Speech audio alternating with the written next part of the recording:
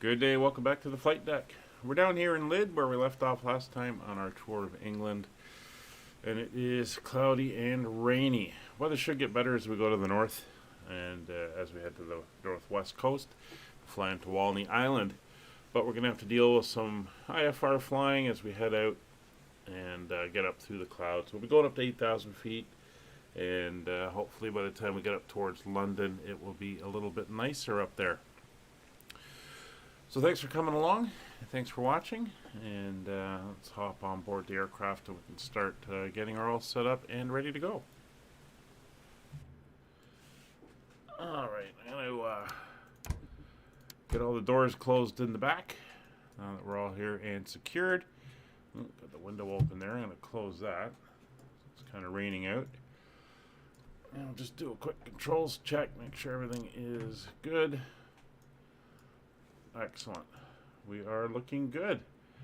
Looks like Kevin is here. He's parked over there in his Emerald Air DC-3. Again, it's a pretty miserable day. Winds currently, let me just grab the weather for everyone so that you can see it. Slight update. They've come around a little bit. Winds are now 310 at 4 knots. We have 3,000 meters visibility, rain, few cloud at 700, broken at 1900, overcast at 2400. It's 9 degrees, QNH 1013, which is standard, which is all nice and good. So let's get this thing readied up. We'll hook her up to the battery cart for our startup. Put the beacon on. Turn on the avionics since we're on the battery cart. That's fine. Just going down our switches here. We're going to turn on the cockpit lights. And we'll also get some of the other lights on in here so that we can see what we are doing. We're going to start number 2 engine first, so we'll turn.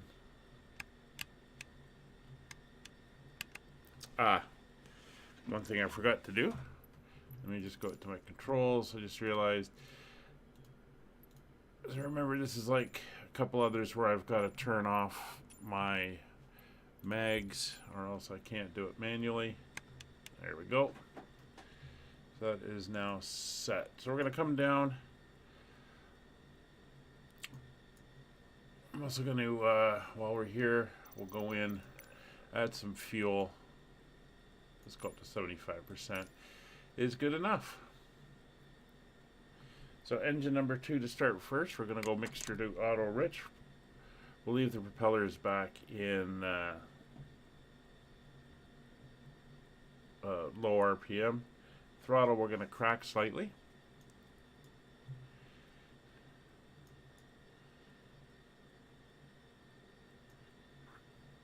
Come down, we'll set our fuel tanks to our auxiliaries for the left and the right.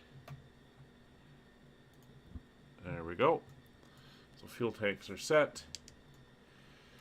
Come back up top. We're going to go on the right engine first. So we're going to start the Energizer. Boost pumps coming on.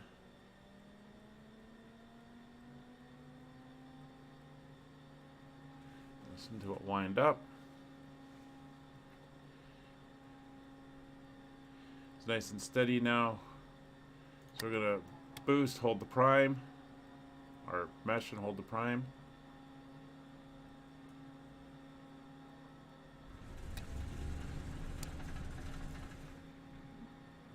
We almost had it. Put the generator on as well.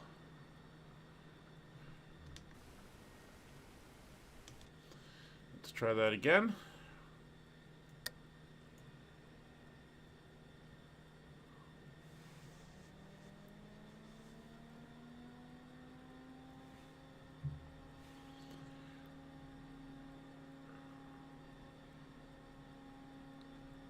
So boost pumps on, generators on, mesh, prime.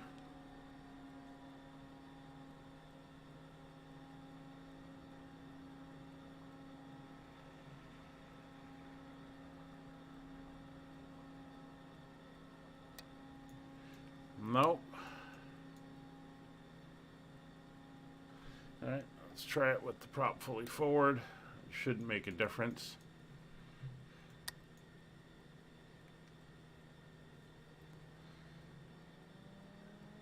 Unfortunately, sometimes these things don't quite act the way they should in real life.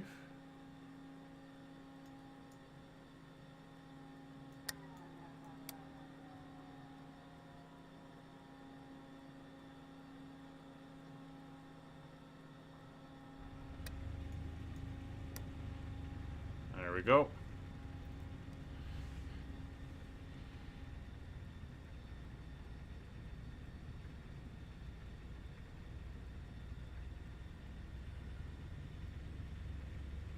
There she is. Coming up now. We're going to bring the engine up to about 1,000 RPM. Alright, so mixture auto rich for number 2. We'll bring the propeller fully forward. Bring the throttle up 1/2 inch. Generators on, boost pumps on, meshing on the left side. Magnetos to both.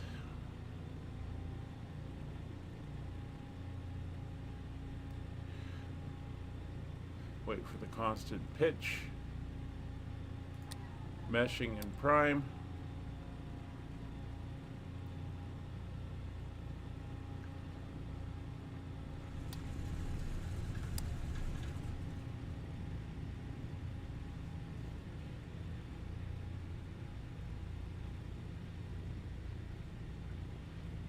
Sounds like we have it. Just waiting for it to warm up. The thing with these engines, sometimes not all the cylinders are firing at the start. And it takes a little bit for them all to catch and start going. You can actually hear it when you're standing there listening to a real one fire up. Sometimes it's only running on 5 or 6 if it's a solid cylinder for a bit. And then as she warms up, the last cylinder finally starts firing. There we go. Sounds like they're all coming up now. They'll even out shortly. So it's all good. Generators are on, boost pumps are on, engines are on. That's good. We're going to switch over to our main battery now, and we'll get rid of the battery cart. Position lights can come on. We're going to turn on the pitot heat.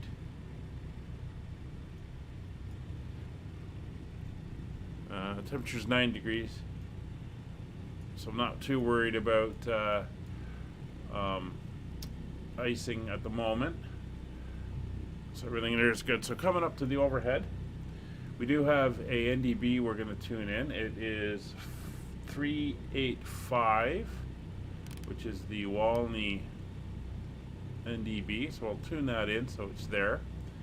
First of the VORs is the Deptford VOR, which is 117.3.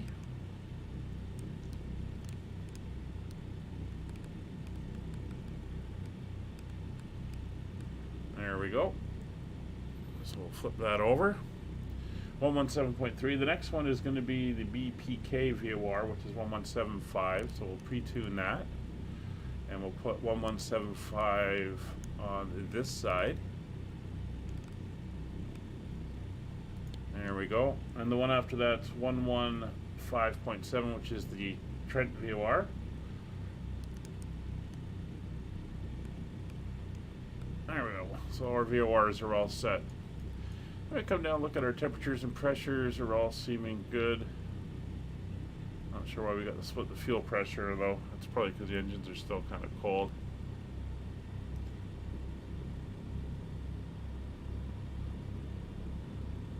We'll give them a run up here while we're on the stand. So I got the main brakes are set.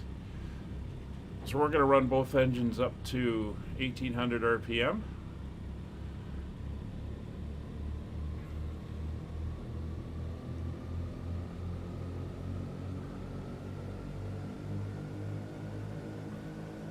That's about there.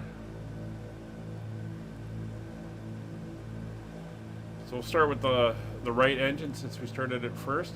We're going to go over to the right mag. We should see a slight drop in the RPM, and you can hear it as well.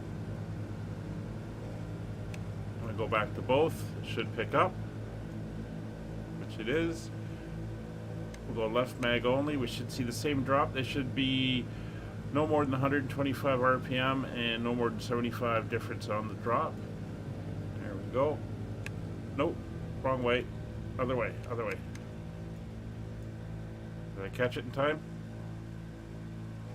No, I did not. Damn it. Alright.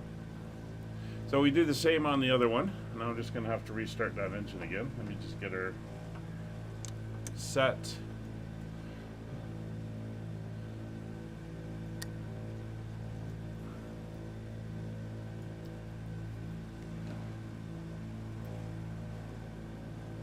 Scrolled the wrong way, shut off the engine. Not good. Should fire right up since it's nice and warm.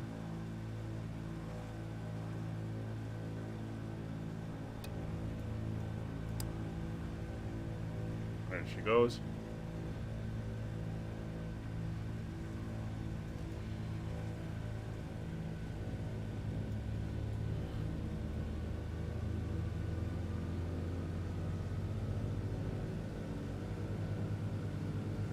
Alright, both engines are back up. Next thing we would do would we'd check our propeller pitch. This works off of engine oil. So we'd pull them back, we should see a decrease in the RPMs. Should also see a decrease in the pressures and all that type of stuff. This helps cycle hot, fresh fluid through so that they're working properly.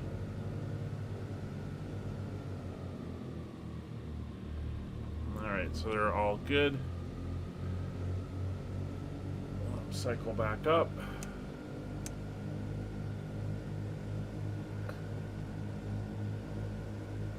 And then we'll bring the RPMs down to 1,000 again.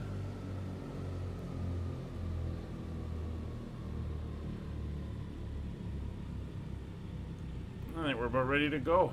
We're going to be taxiing out to runway, what is it, 21? And we'll head out. So let's get the lights on.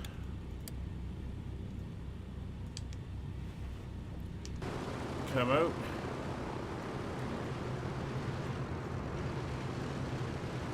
There goes Kevin. Release the brakes. Spin her around.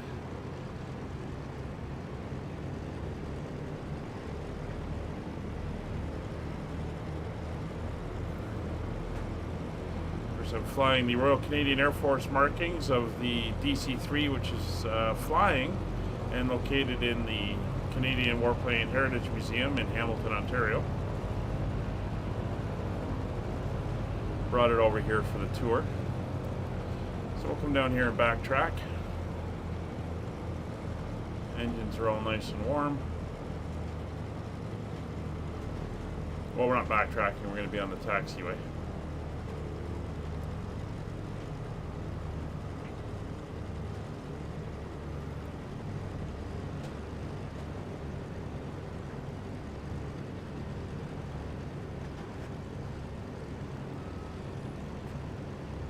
Control it as the tail swings around.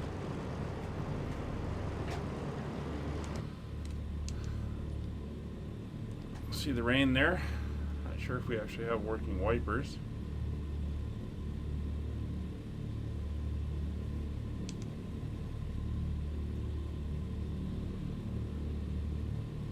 I believe they would have been air driven anyway.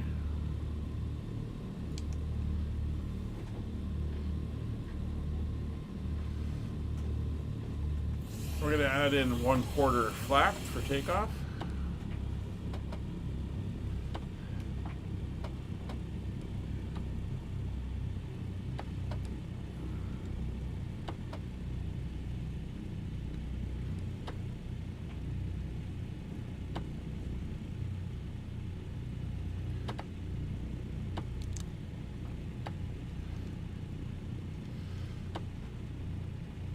And we'll move out and line up behind Kevin.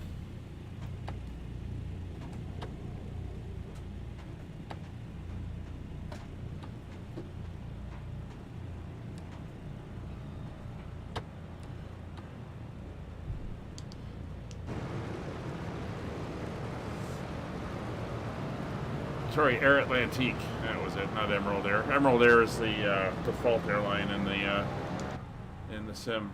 But there he goes.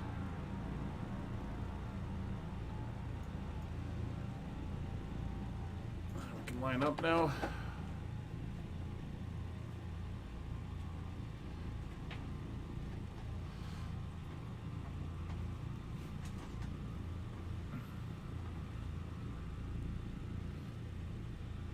We're climbing up to 2,000 feet, and then we'll be making a right turn to head on course.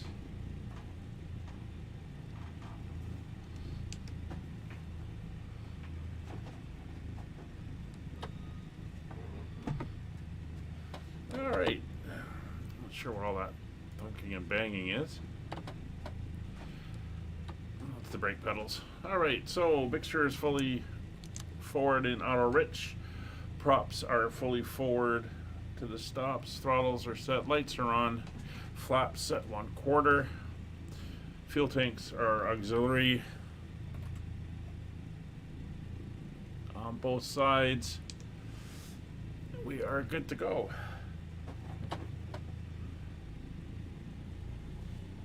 Barrel is set.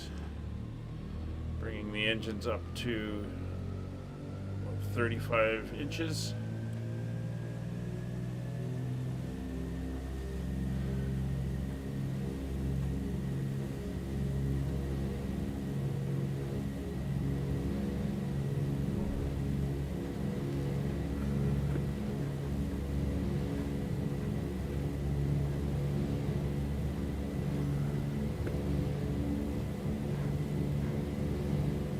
Knots, 80 knots, and we're up.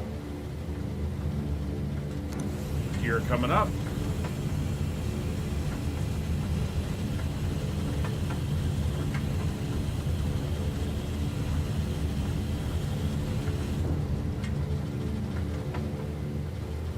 Power up to 40 inches.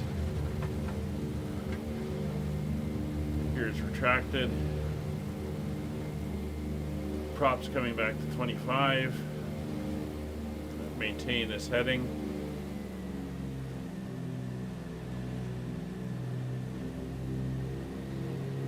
For the climb.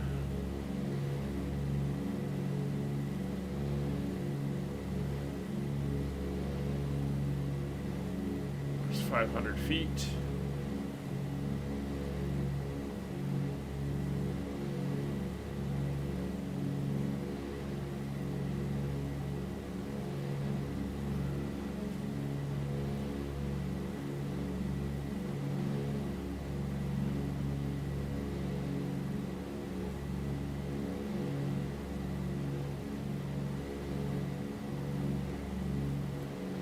See the coast coming up. Alright, there's 1,000 feet. We're gonna turn to a heading of about north 000.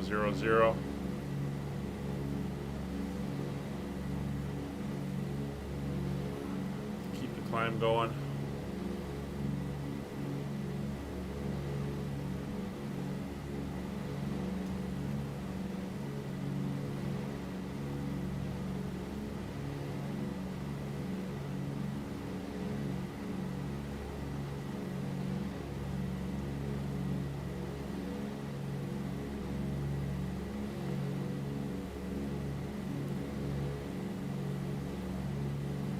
There's 2,000 feet.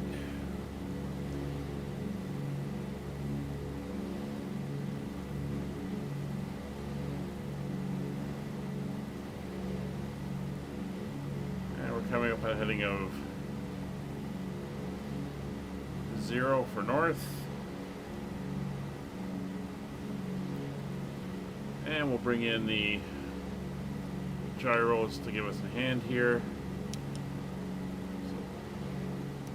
So rudder gyro is on.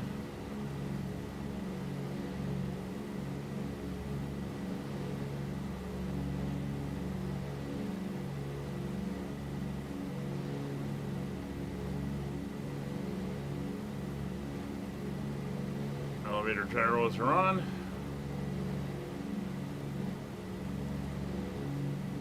Just keep working our way up to 8,000 feet. We're heading kind of towards the Lydd VOR, although not officially, I haven't tuned it in.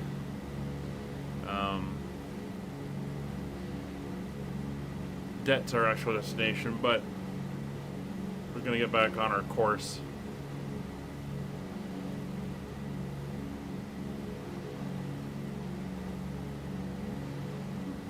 $8,000, Kevin, and how are you doing today? Alright, so we're going to bring our climb power manifold pressure down to 35, 25 for climb, 2,500 RPM, 35 inches of manifold pressure. That'll give us a good, decent climb rate.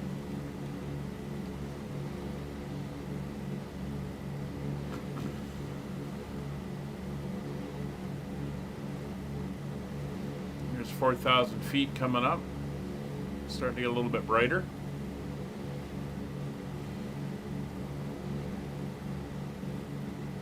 As mentioned, the weather to the north is a bit better, though it is going to be closing in later on. Yeah, it should still be okay. I'm going to kill the sidewall lights. Start to see tops of clouds there. Not doing too bad. Productive day. It's snowing here right now and a couple degrees below freezing, so been taking care of some housework.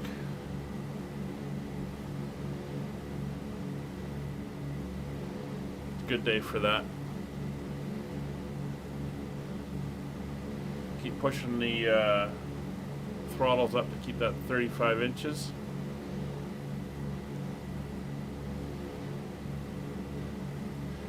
Alright, so now we're going to turn to a heading of,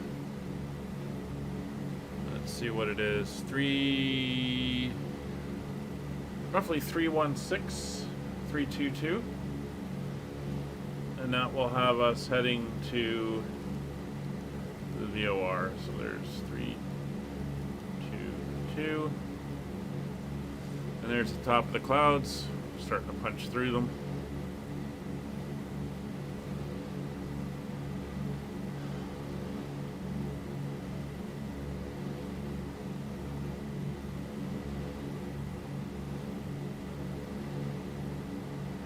Actually, we got a cold weekend coming up. It's supposed to drop into the minus 12 to 16 overnight. Friday, Saturday. So yeah, it's gonna get colder here.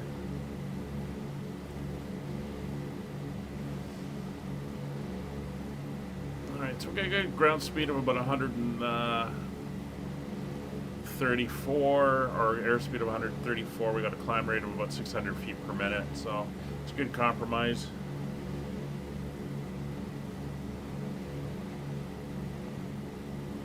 So we're back into some clouds again.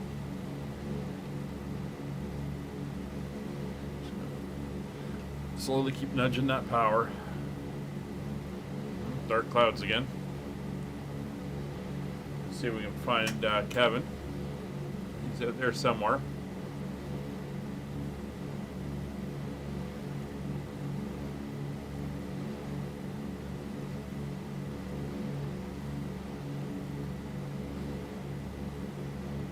Oh, I think he's over there, a little bit further above us. Makes sense, he took off before us.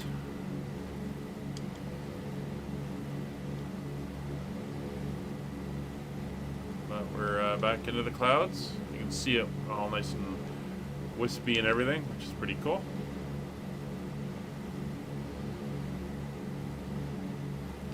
There we are.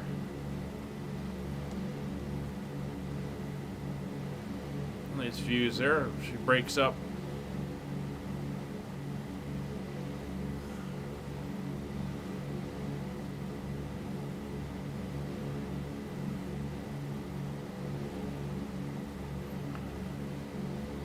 Well, at least we can see the ground ahead of us.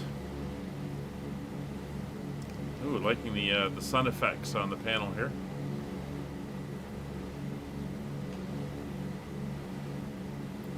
Coming up for 6,000 feet.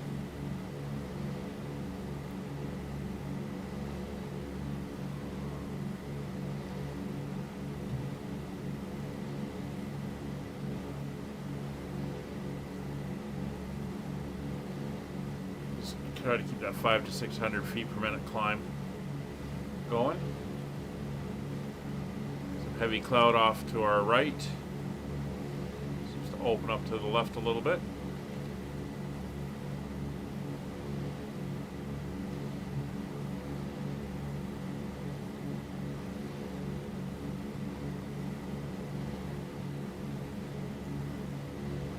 So once again, we'll be flying down the east side of London as we head out on this one.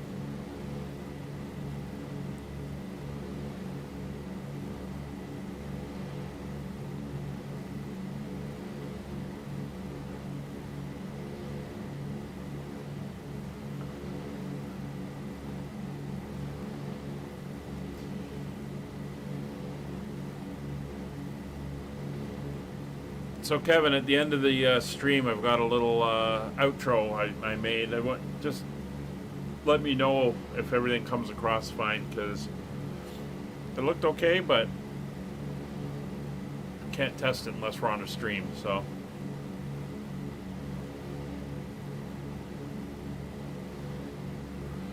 have to see how it runs at the end. So we're through 6,000, still climbing. Having to nudge the throttles forward.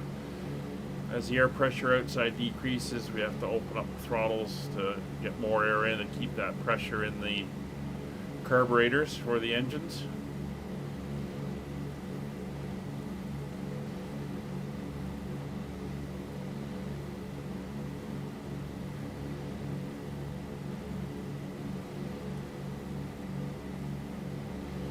Yeah, we could get another deep cold and another huge snow dump, or 2 or 3. I mean, we're only mid-Feb, and our winters really don't end until mid-April. I mean, you can get some nice weather at the end of March, beginning of April, but there's always a chance that it can turn and you end up with another snowstorm or something. So April 15th is when I usually call it winter over.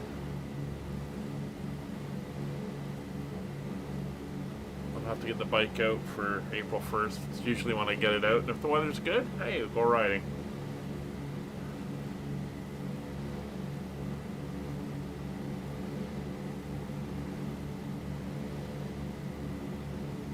Once we're at 8,000 feet and in the cruise, we'll switch over to the main fuel tanks. We're on the auxiliaries right now, showing 160 gallons. The left one anyway. Well, should be the same for the right.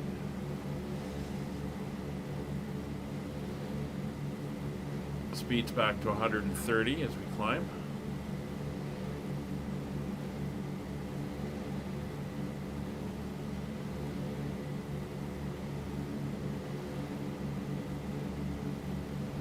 Well, it's funny, my aunt used to send me messages in mid-March when we had like 2.5 feet of snow and it was 15, 20 below, and she'd be sending me stuff like, oh, the flowers are coming up and all that stuff, and I had to keep reminding myself that, you know, you guys are a lot further north than I am, but we've got the big landmass above us which channels the Arctic air down, and you guys have the Gulf Stream coming up and it keeps you warmer, so kind of a trade-off there.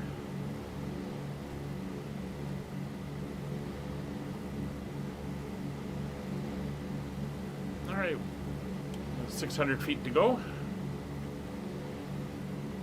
And then we'll bring the engines down to 30 inches, 20 or 2,000 RPM.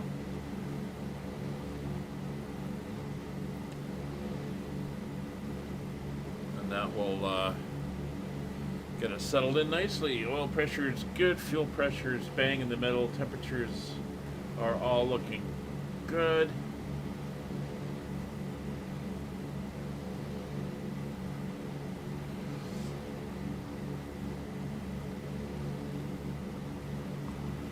Very nice. It's almost 11:30 local. Yeah, well, the problem is our winters haven't been so bad recently, so people are forgetting when it does get bad, how to deal with it. Not much you can do about that. I get some nice views. That's Maidstone down there.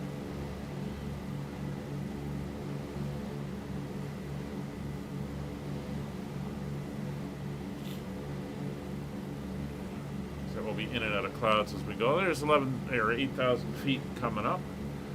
So we're going to bring our rate of climb down. Basically get us into a more level cruise type of attitude. We'll leave the power settings for a minute. Let's speed build up. As we work to keep ourselves nice and level at around 8,000 feet.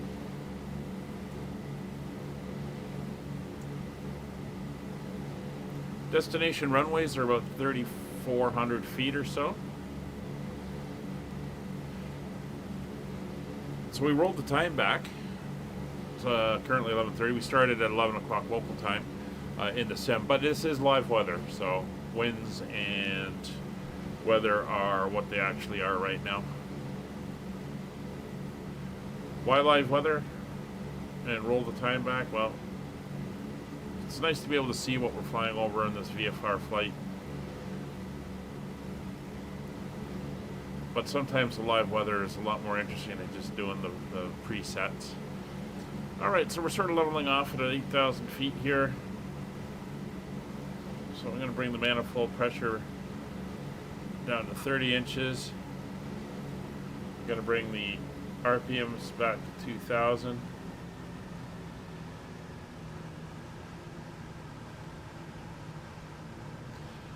Readjust the manifold pressure down to 30 inches. There we go. Cruise power is set. And we're going to bring the mixtures back to auto lean. And we could switch our fuel tanks over to the mains. First the left one. We'll go to left main here on the gauge. And then the right one. It's here fuel 130 gallons in each of the main tanks, so it'll be good for cruise, especially with us leaned out. So we're cruising along at 150 knots. Alright, so Kevin should not be too far away.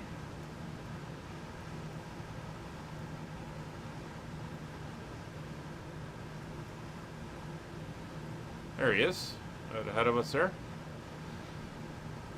And it's time for us to make a course change. Get rid of that. So we're now going to be heading 309 degrees.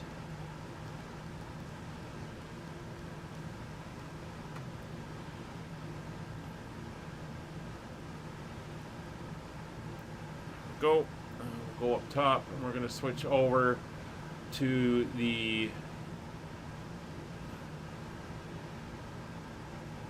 1175. You can switch over to the next one, 1157, and the next one after that's 11355. That's actually the Manchester VOR. We're going to be flying right over the airport.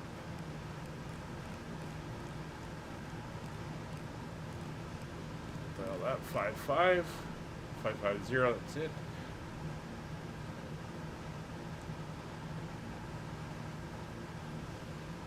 That's the wrong one. That's my comms radio. There, 11355, 1157, 1175. This should be now over to 1157. Stand by. There we go. You can see we're heading directly towards it now on nav 1.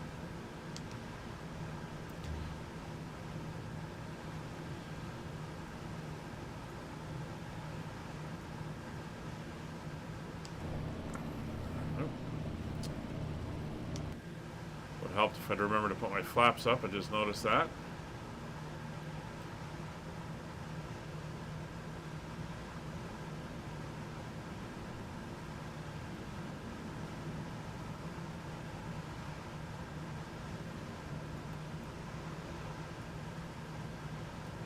I heard a jet around me.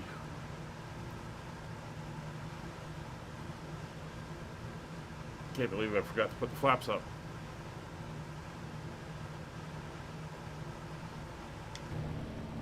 That's better.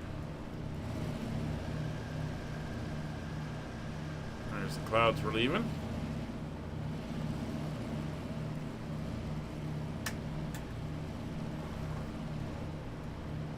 There's Kevin over on that way there. Can't see him yet. It's a little bit far. Look at a nice 160 knots cruise speed.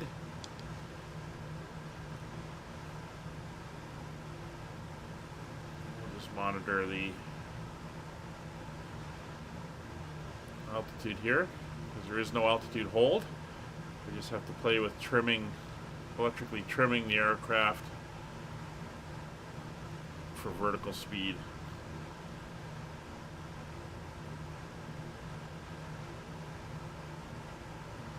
To get it roughly where we want it. So there's the Thames.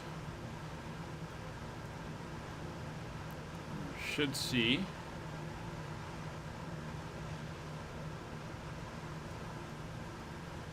over here London City. Go through these clouds.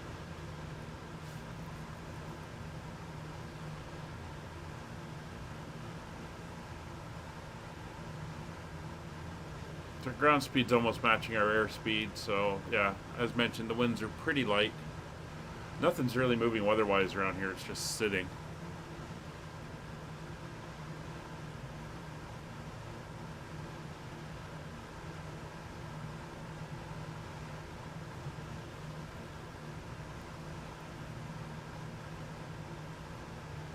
There's the Thames down there.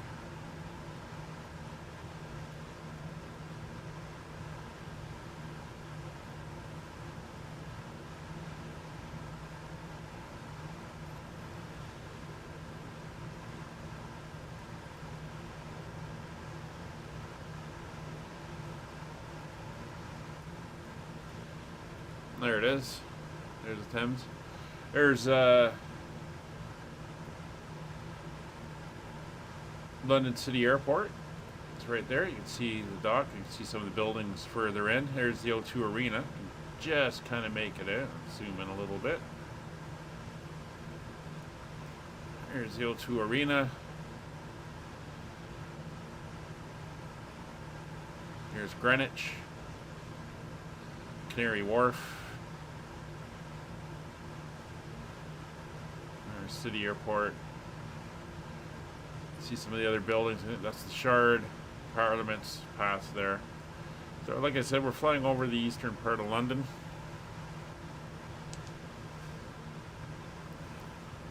As we head up on course.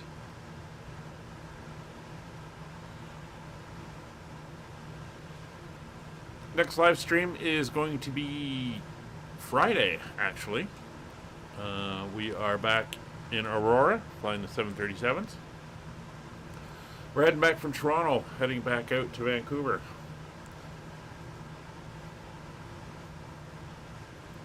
Flight I've done a number of times. Not on Aurora, which is the VA airline, but I've made that flight, Air Canada.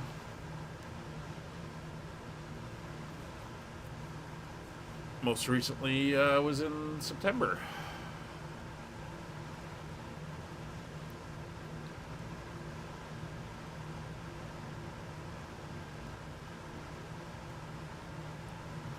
Seem to be climbing slightly.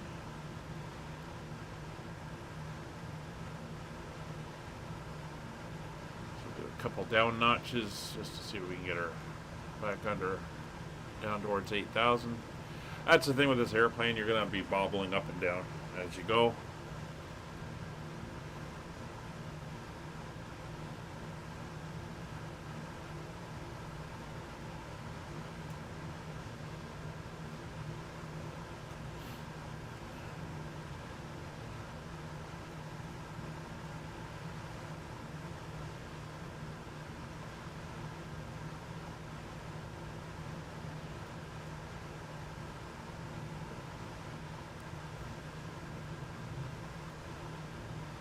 So as mentioned, we're heading up to the Brooklyn Park VOR, which is coming up. And nav 1 pointing directly to it.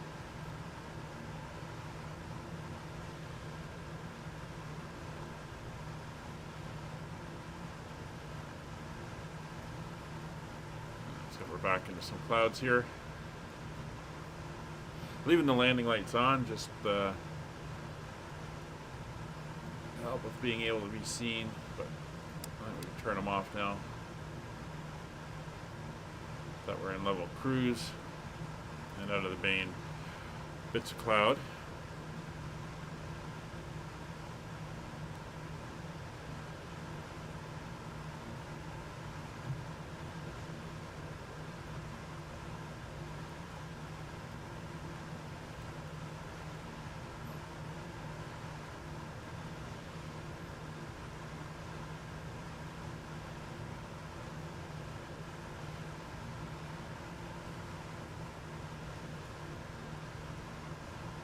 So if you ever wanted to fly in one of these things, there are places around the world where you can do it. I know Hamilton here in Ontario is one. You can fly in the DC-3, you can fly in the B-25, which I gotta say is rather cramped inside it. And you can fly in the Lancaster, which they have, unlike the one in Britain, which belongs to the RAF, and is actually a military aircraft. The one in Hamilton is civilian owned. You can actually go up in it. It's not cheap, for sure. It's not cheap, but it is available. And in the States, you can. There's other aircraft. There's B-17s and all kinds of stuff you can ride in. I've ridden in a P-51 Mustang, so it's quite the experience to be able to. Be in one of these things for real.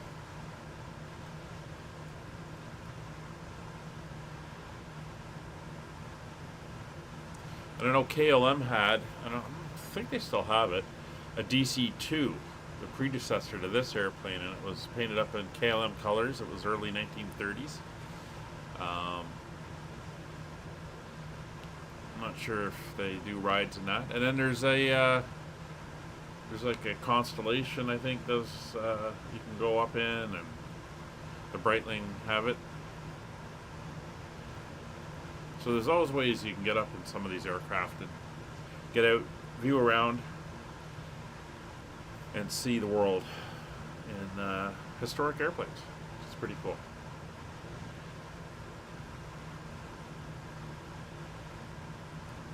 We're 8,200 feet now, doing about 175 knots.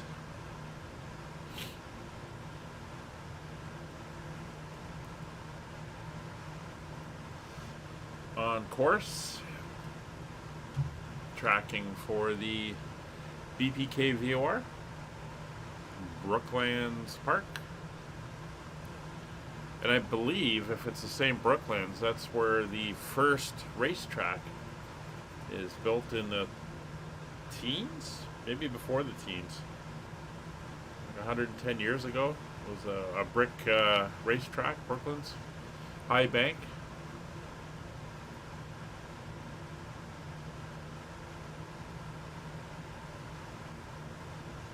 If I remember right.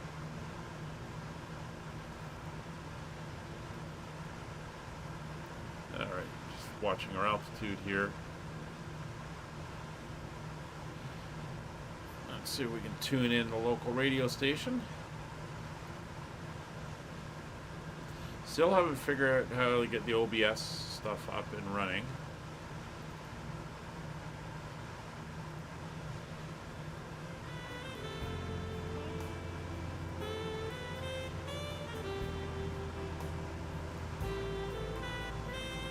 Kevin, let me know if you can hear that when it kicks in.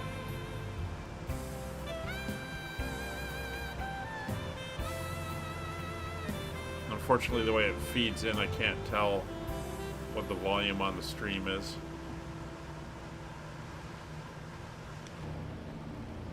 Ah, there's Kevin over there. Oh, got a rainbow. Double rainbow.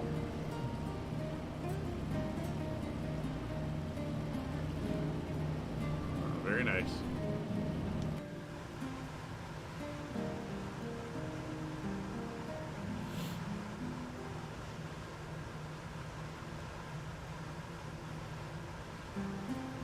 All Alright, so we're going to make our turn now. We're going to head to a heading of 318 degrees. Thank you, sir.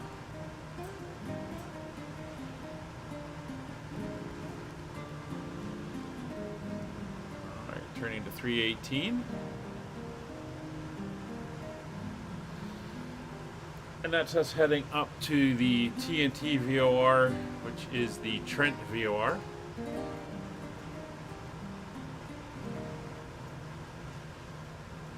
This is the longest leg we'll be doing between Do you like sports, arts, items. Dance, or aquatics?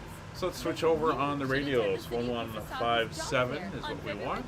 And then we'll go to 11355. Switch you over now. Again, 11355 is the Manchester VOR. February 25th. Should be flying straight over top of Manchester.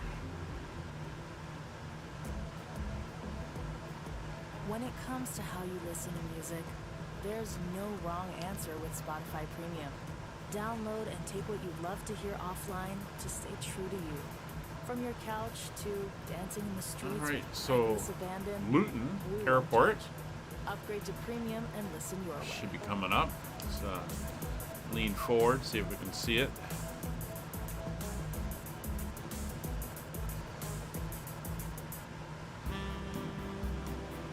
Should be down here in this area over here.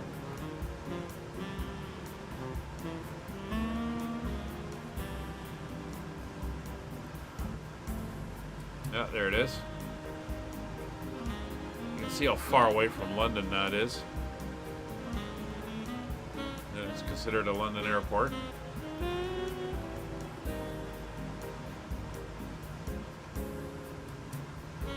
Be like calling Hamilton or London, Ontario a Toronto airport. It's ridiculous. But it is what it is. Town of Stevenage over here.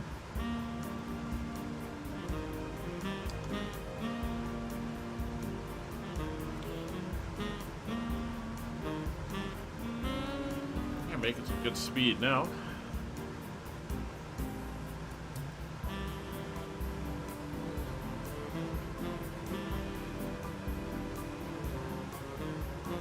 So this was the way people flew back in the day. It's a lot slower, a lot lower. A little bit more exclusive because I think of the cost of the tickets.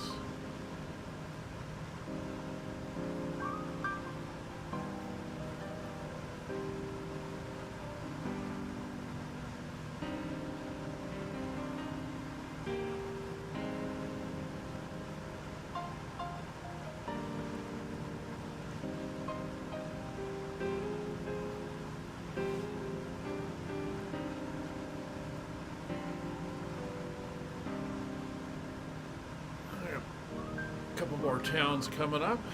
We're going to be flying pretty close to.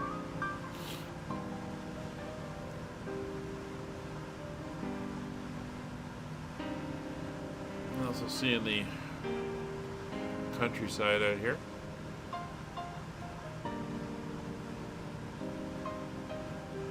Let's see what the traffic is like down at Luton. Just one A321 Neo.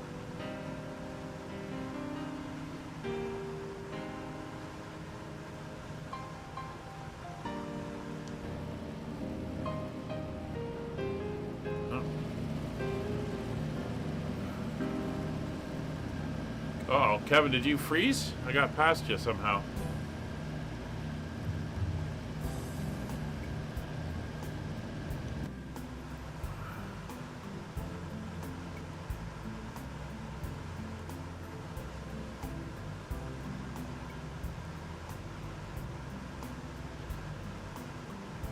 Leave the tags up for now. There's 414. Nice twin engine Cessna.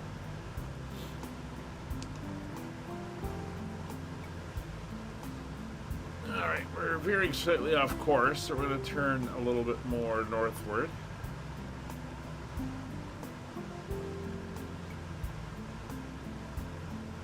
Oh, that would be why you've dropped back. Okay.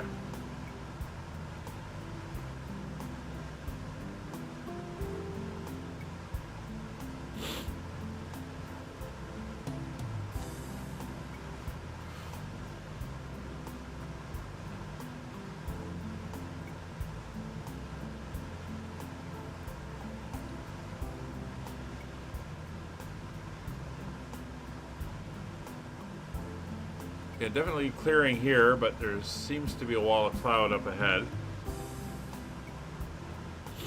We'll see what we run into.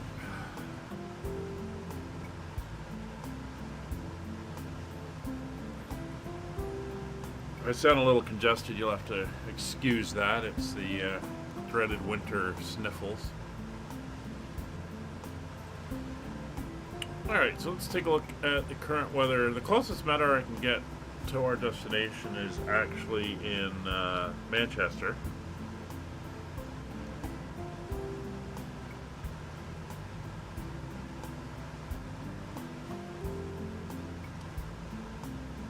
So the latest I have is from almost an hour ago. Winds are 10 at 10 with rain. So it looks like the weather's closed in there, which was kind of saying it might do. Broken cloud at 1,500 feet. Airport elevation for where we're headed is down at, let me pull it up, 44 feet, so we should be able to come in under the clouds for the last bit. We'll see what happens.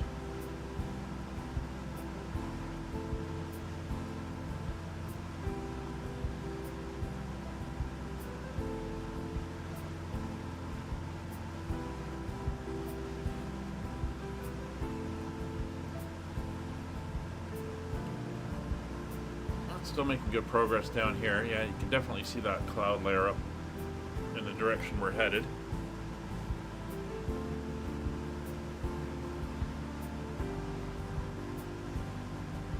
And I've had a little bit more to the north.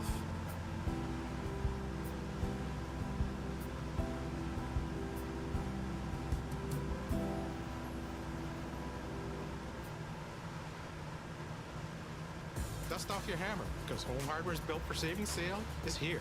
Save up to 20% on American Standard toilets and save 20% on Moen faucets. So over here we got the town of Bedford. Home hardware and building centers. That's Bedford. Here's how.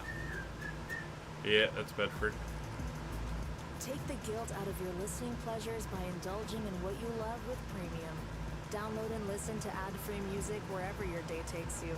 So it's even easier to tune into what you really want to hear. Get 1 month of Spotify Premium free. Tap the banner to learn more. Looking nice.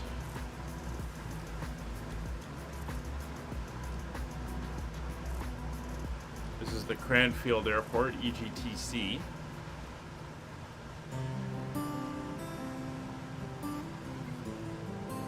Sit over there.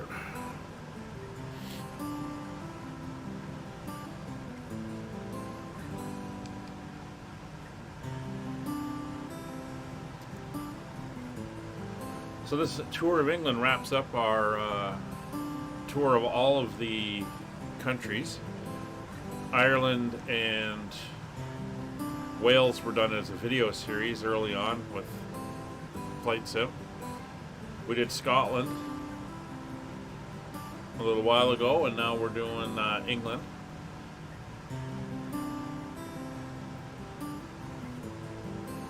A lot of fun. I think for the next multiplayer type series, we're going to VFR series will be over in the US.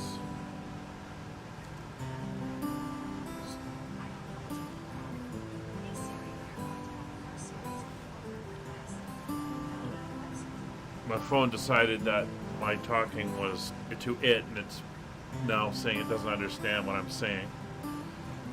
Looks like we're climbing again, so we'll ease down slightly.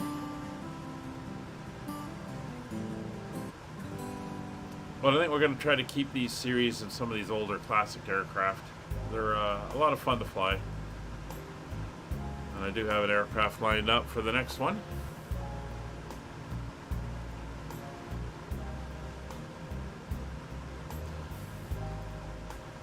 Which is going to be a long series, and it's going to take place in the US. So we'll be leaving the UK for these series, heading across the water, and we'll be doing a series in the US.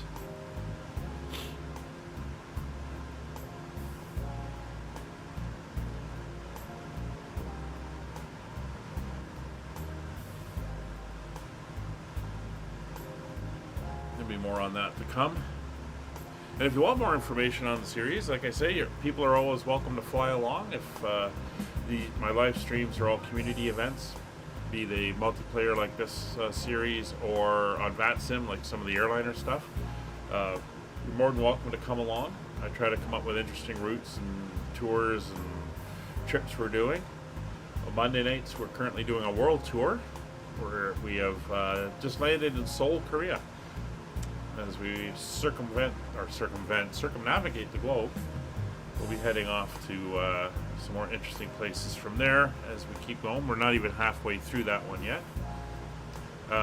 Wednesdays, we're doing a multiplayer tour here. We're doing some historical aircraft and touring around, just seeing what it's like flying these old airplanes across the countryside. And this sim is good for that. See what these stunning views here. Tuesdays, when I'm available, we were breaking out the helicopter for something different. Currently flying that around southern England as well. We just flew through Southampton and Portsmouth and took in some lovely scenery there as we're coming along the Channel coast. Fridays is Aurora. We're flying for one of the virtual airlines. We're working our way through the flights there. And this Friday we're flying back from Toronto to Vancouver in the 737-700. Saturdays and Sundays are currently for when I'm available, but Saturdays we're tending to do Ward Air flights. We're breaking out the A310, flying historic routes that Ward Air, a Canadian airline, well-loved Canadian airline, used to fly. I've got the old route maps from the late 80s, and we're kind of doing flights off of that. And then on Sundays we're back in the multiplayer and we're doing long-range cargo flights, currently in the A310 again, although we don't have a cargo variant of it. We are flying with it skinned as Cargo Airlines, and we're currently on a trip out to Asia and back out of England. We're based out of Stansted, England. And I think we're currently in New Delhi in India right now, as we're doing a multi-leg run out and back in the A310. And those flights are several hours. Which is one of the reasons we're doing it on multiplayer, is to break it up so we don't have to be sitting here staring at the screen for hours with VATSIM and all that stuff online. And on those flights, I'm trying something new. I'm only streaming the departures and arrivals. So for about an hour 10 to an hour and a half, it'll have the full setup and departure. Once I'm in cruise, we end the stream, and then I come back several hours later for the briefing and arrival into our destination. It allows everyone to get up and do things. It allows me to get up and do things as well. And again, we're not sitting here for 8 or 9 hours having to deal with VATSIM and all that type of stuff. Just makes it a little bit more pleasurable experience. Plus it's on multiplayer, so there's a little bit less stress. Kevin, I think we're heading down into Jakarta. Can't remember exactly the airport, but it's somewhere down that way.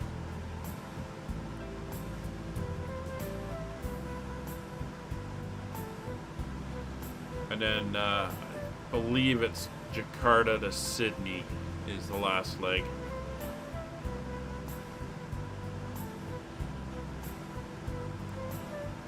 And then we head back from Sydney. We load up on Marmite and we head back.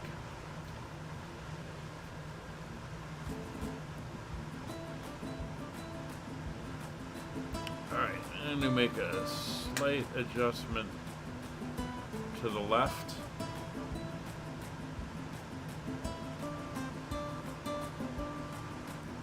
Just watching our course, watching our headings.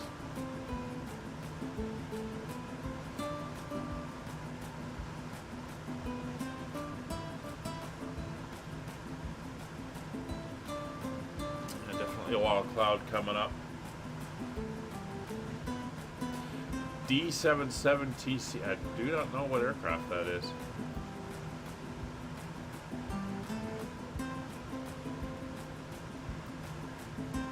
That's it.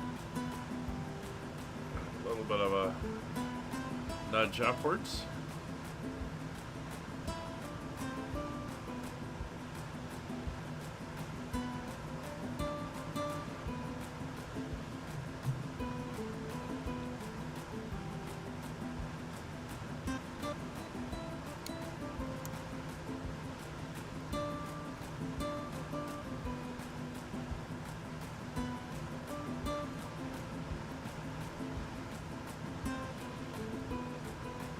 Oh, you haven't been into Jakarta? Okay. Yeah, I'll try. I'll do what. I'll post it in advance, like I'm supposed to, on the Discord channel, which I didn't do for today. Unfortunately, I forgot. I did it about an hour beforehand. Just forgotten about it. I was a little bit busy with some other stuff. We're looking at the fuel. We're about 105 gallons. On both tanks, so that's all looking good.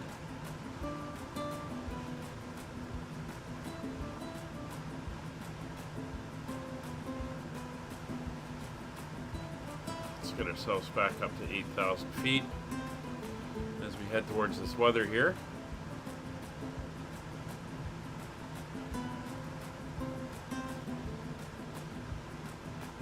All right.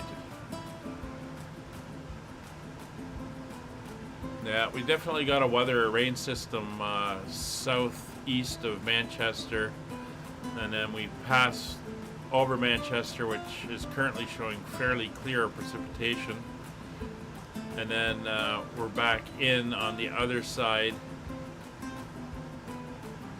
There's a band that we'll be going through, and then it should be clear again after that.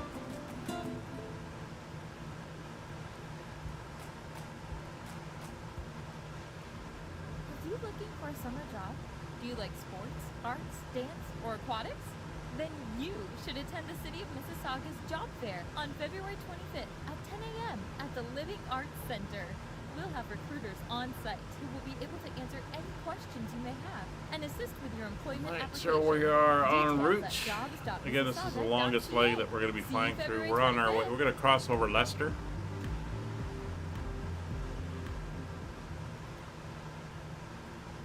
Did you know that anyone building or Everything selling a is home in looking Ontario good. must hold a valid license with the Home Construction Regulatory Authority, or the HCRA? If you're thinking about buying a new home or condo, make sure your builder is licensed. Check out the Ontario Builder Directory for more information on your builder. To learn more, visit hcraontario.ca. So I think the next airliner I'm going to be getting is probably going to be the A330. Add it to the Airbus fleet.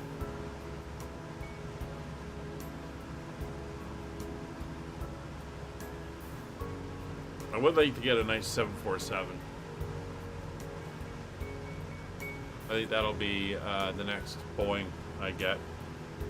Not too interested in 777 or the 67 or the 57, but I think the 47 would be a nice one. If we could get the 400, the 800, and freighter variants, that would be fantastic. And then, of course, there's the 380 coming. It's probably next year. I don't think they'll have it finished for this year. But it would be pretty cool. The sim is starting to get flushed out with aircraft very nicely. Would like to see more classic airplanes like this as well. I mean, we got the Ford Tri-Motor, and we've got a few others that we can play with, which I probably will on one of these streams. break out something like the Ford Tri-Motor and maybe do a little VFR trip in southern Germany down in Bavaria. That would be an interesting one.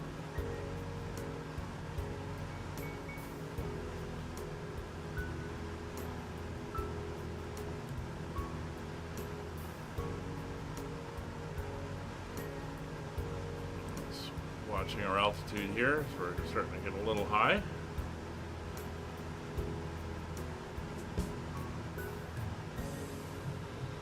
If I go back, look at that chart, let's see what the winds are doing here. We're into the headwinds now. They're slightly off the nose.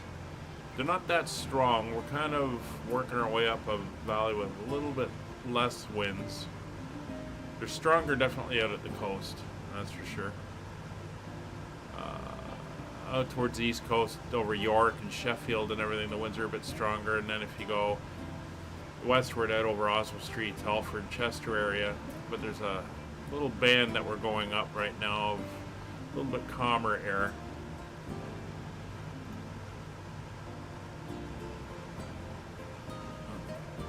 Definitely got some rain happening that we're going to be going through.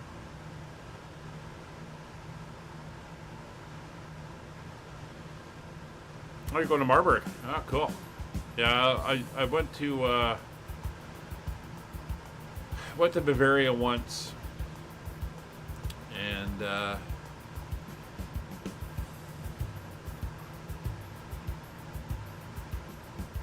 it was a pretty cool trip. I really enjoyed my time down in Bavaria, down around the mountains and stuff. Alright, so Leicester Airport, just over this way. In fact, I think that's where that caravan is sitting. Here's Leicester coming up. See him off the nose here. I think we're maintaining about 8,000 feet. It's up and down slightly due to no altitude hold, as I've said. Just dial that down. Still climbing a little bit.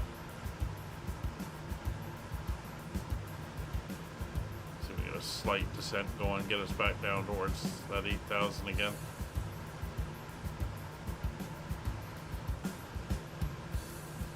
But here's the southern bits of the greater Leicester area.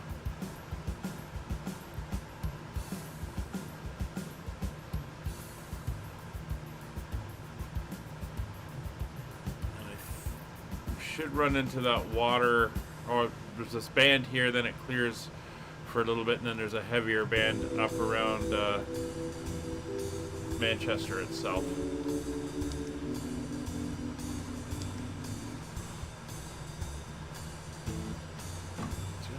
She wants to keep me a little bit high up here. See if we can work her down again.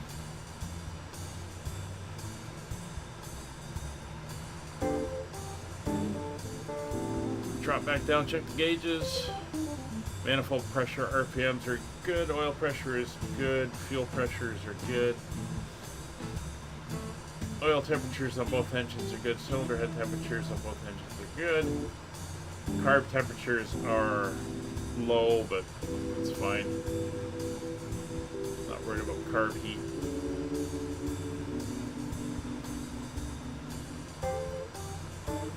Everything else is good. Generators are both generating. They're looking good.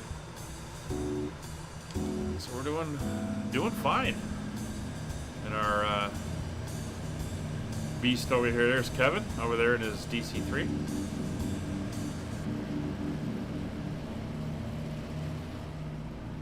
Looking very nice. Oh, I should something I have forgot to do. I should be trailing these cowl flaps. There we go. Shut down now.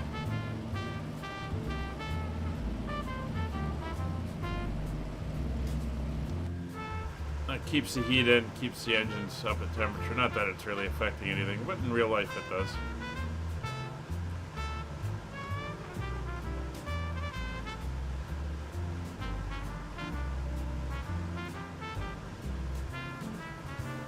Yeah, want to head back to Germany and definitely Austria. Never been to Austria, so I want to head in there. check that out.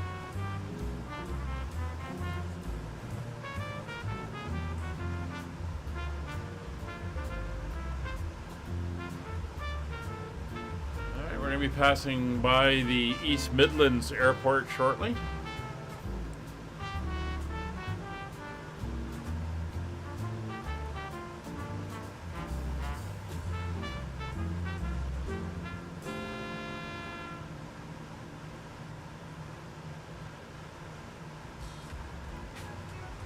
And then we'll be on to the town of Derby. That's exactly why it makes sense to promote your business here. Yeah, your business.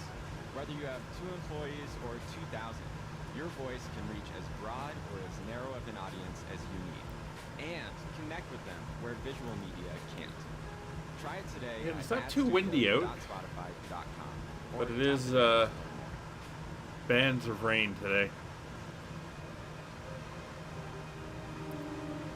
We have 113 or so miles to go.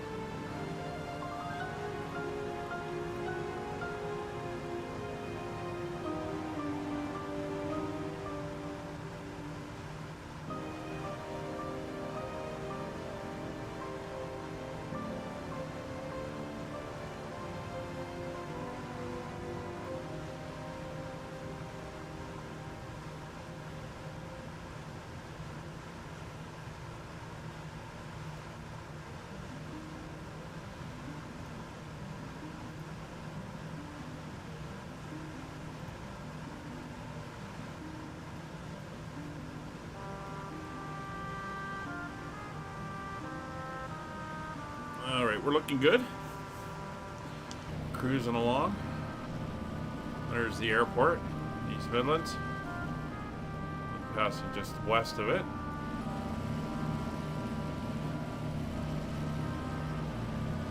A few pilots around today.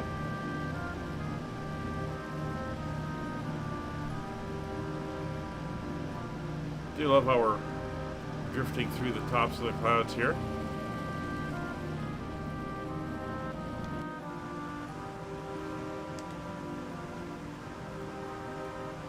Again, we're on live weather. So even though it was raining when we took off, I figured it'd be nice to see what it would be like as we headed up. Just heading slightly. A few degrees to the left. About 5 degrees will do it.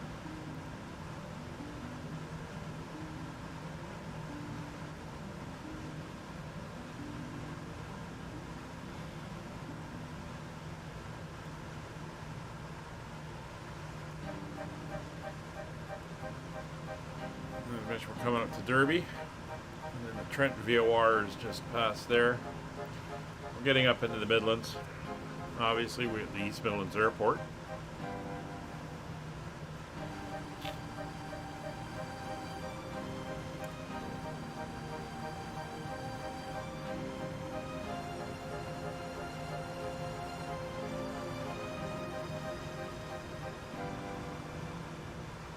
Town of Swadlin Coat off that way, and some really interesting names for some of these places, and it's kind of neat when you find out what some of them mean, coming from Old English or Anglo-Saxon or Norse, or even back into the language of the Britons, the Brythonic languages.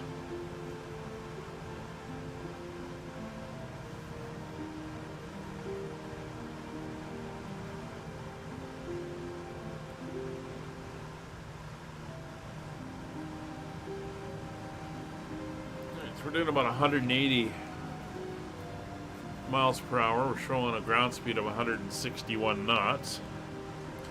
I mentioned we got a little bit of a headwind at the moment. So we are dealing with that.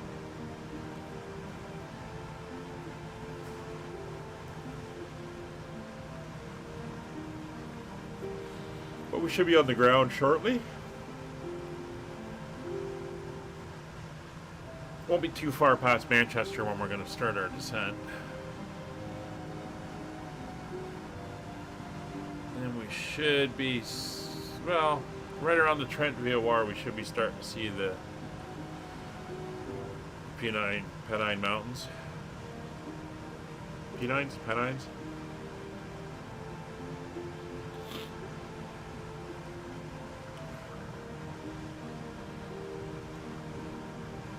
I don't remember if I set up any views. Oh, I got some views. We can look around. There's out the side there. Nice view of the engine. Just a look at the cockpit and all the controls. Of course, we got the overhead panel. That's the escape hatch up above. We got to climb out. These things here are the air, blowing air in, warm air. Is that Roger's side at the right wing, right engine? Of course, that's the when you open the cockpit door and come in. There's some of the radio equipment, receivers, and the back shelves. Stuff like that, circuit breakers, fuses. Just looking down as you come in.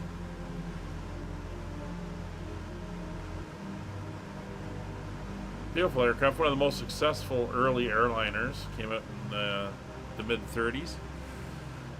And much improved over the DC-2. And really was a huge boon to early air travel. Still expensive and still rare, but happened a lot more. Then, of course, they were hauled in as transports during the war and flew all over the world, not only in Europe and stuff, but huge cargo freight operations down in Burma, supplying the troops there. Flew in Africa, Europe, all over the Pacific. It was the RD-44, I think, the U.S. Navy you had designation, and it flew all over the Pacific down there. Which one was it? This one? Yeah. Of course, here's the bottom view. There are big oil coolers hanging below the engines there.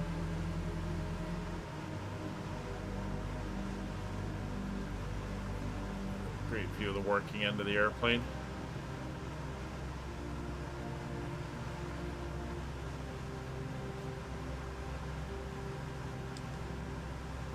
Well, looks like we're going down again, so back over here, a couple notches get us heading back upwards. Streaming now on Spotify, Avalanche the Architect.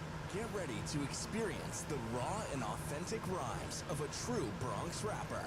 If you're a fan of Onyx, DMX, Tekashi 6ix9ine, or Waka Flocka Flame, then you don't want to miss Avalanche the Architect. Add Avalanche the Architect to your Spotify playlist now. No, I don't think I will.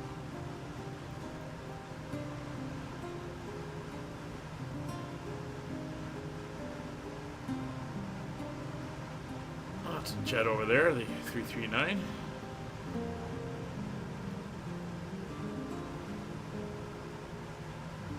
Alright, so the Trent VOR is just over here. The hills are starting. Pennines.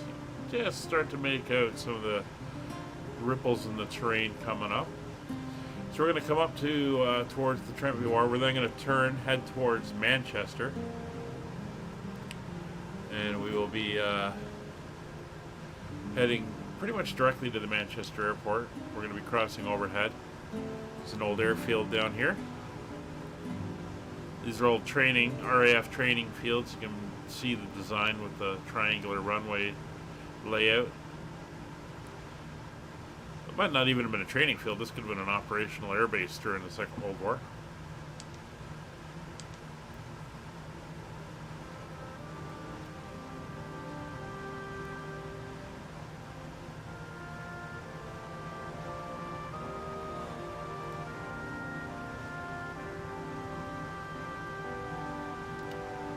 All right, so we're slightly off course, but again, this is VFR flying, so it's not, we don't have to be bang on. But we are going to take a new heading here. We're going to be going to 320, roughly.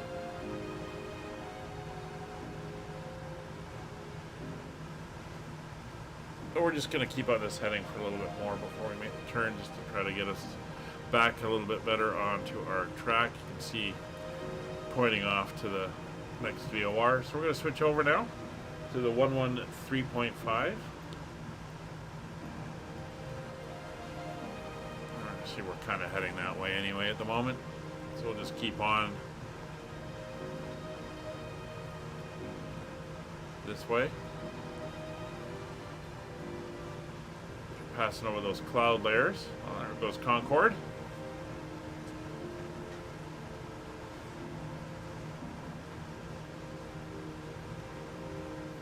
It's nice seeing the variety of aircraft out here, from military transports to Concorde to helicopters, military jet trainers to airliners.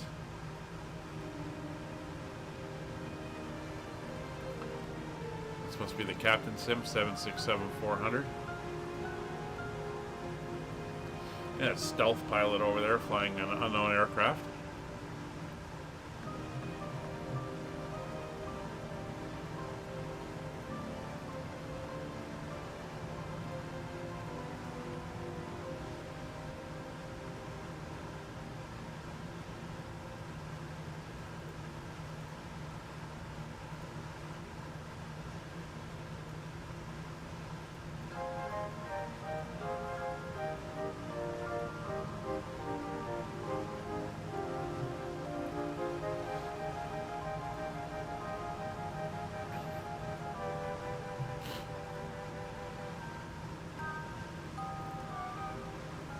Alright, so we're definitely over the Pennines. You can see it down there now.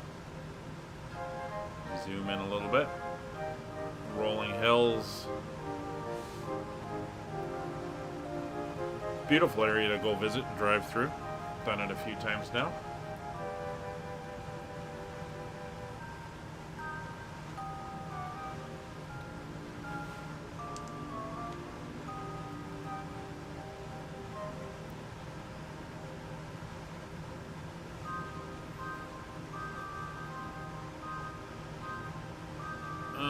How are we doing fuel-wise? Down to 90 gallons. Before we start our descent, we're going to switch back over to the auxiliary tanks. They're up at 160, which is fine. Normally we take off on the mains, run the auxiliaries dry and cruise, and then switch back to the mains for landing, but I'm going the other way on this flight. Just because I can.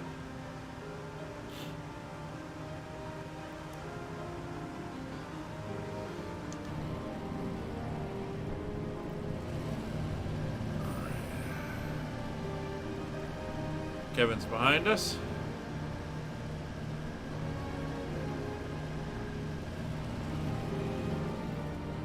Are looking good. So I've got some clouds to get through around Manchester, and then we should be okay after that.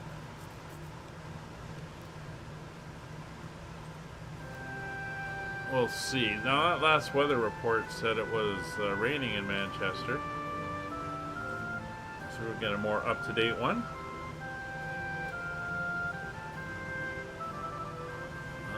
So this is from about half an hour ago. Winds 360 at 6, scattered at 15, broken at 24, broken at 42. 1016 is the barometer.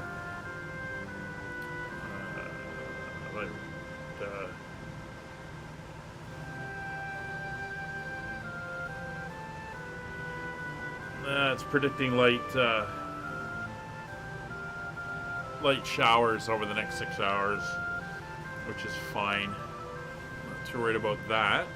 So the airport we're going to be going into, looks like we're going to be landing on runway 05 with the winds coming out of the north.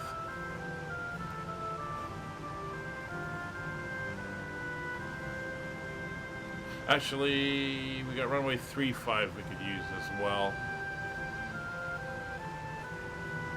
Going to take another look.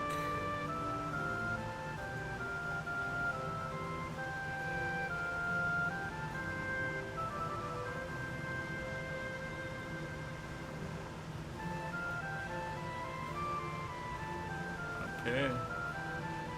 And winds. Yeah, we're going to land runway 35. Looks like the winds are going to be slightly west of north up at our destination. Dust off your hammer, because Home Hardware's Built for Savings sale is here. Save So up to runway 20% 35, on it's American Standard 3,300 feet toilets long. And save 20% on Moen faucets.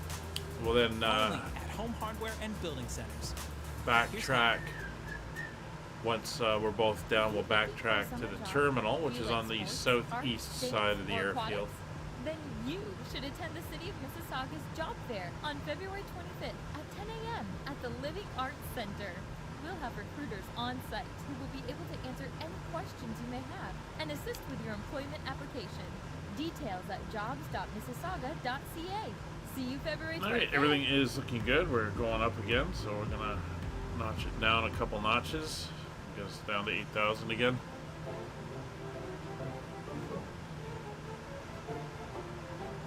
Feeling a little bit of turbulence as we fly over the hills here.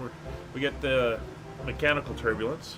There's actually three types of main turbulence you get is thermal, mechanical, and wind shear. Thermal is on a hot summer day, heat going off like an asphalt parking lot or a town. Lifts the air and you run into it and you get that lift. That's what the glider pilots all look for. That thermaling heat pumping them up, so they look for like fresh plowed dark fields and parking lots and stuff like that to push them upwards. The next one's mechanical. That's the air mass moving over the ground. Doesn't really come out as much on flat ground, but once you start getting into rolling hills and mountains and stuff, you definitely get the wind going, or the air mass moving up and down as it flows over. And again, glider pilots, when they're flying around mountains, look for the wind going up over the ridge and forcing up, and they ride that wave crest along. And the other is wind shear. Two diverging directions of air mass meeting. Sometimes you get it around the ground and the storms in the area. You can get wind shear there. Or most common is if you fly up into the jet stream and you go from the normal air mass into the jet stream air mass, it can get bumpy there as you transition into a different direction, different speed, flow of air. Anyway, we're on our way up to Macclesfield, south of Manchester. You can see all the aircraft starting to collect out here. That's all at mainly Manchester Airport. Macclesfield is going to be off to our left.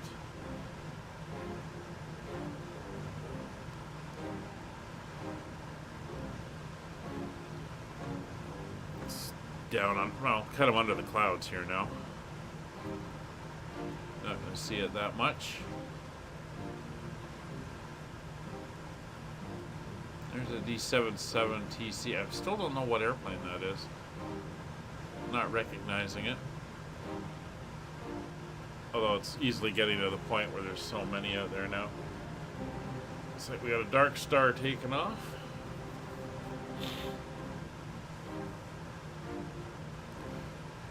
.747.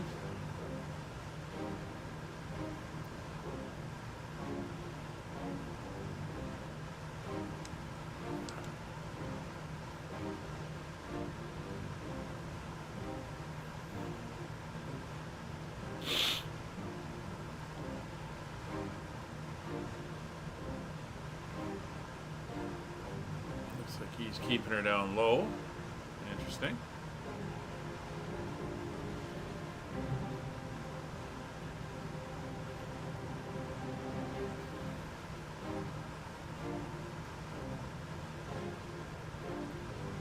So the airport's coming up, and then we're going to be about 60 miles to our destination. About 30 miles out, we're going to start our descent.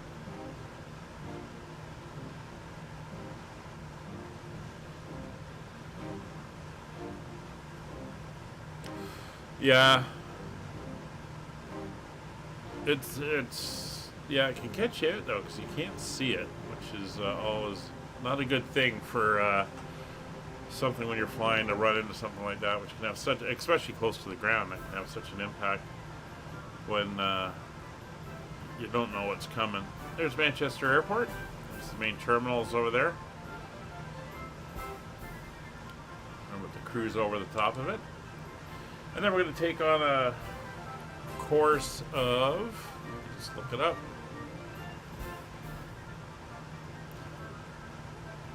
We want to head 331.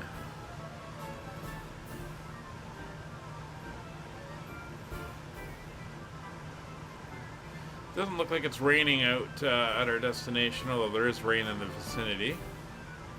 So we should be okay.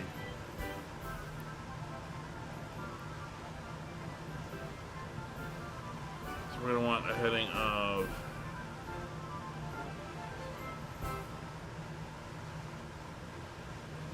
331. Let's make sure our barrels are set.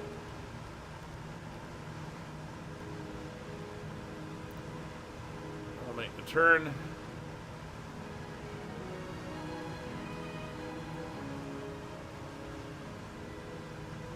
There we're passing overhead. So we come in here and turn this to 331.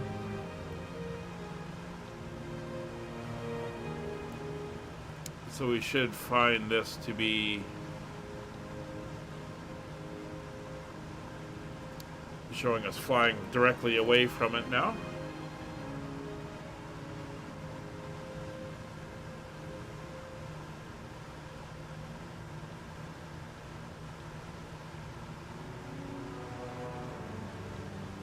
And shortly we should also be picking up the ADF on 385. Got that tuned in right, 385. And we will click it over to ADF mode.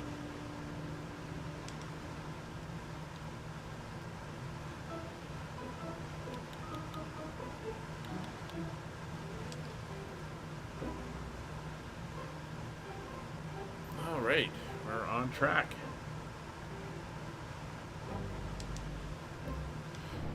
Some big clouds coming up. We're punching through. Kevin's still back there. There he is.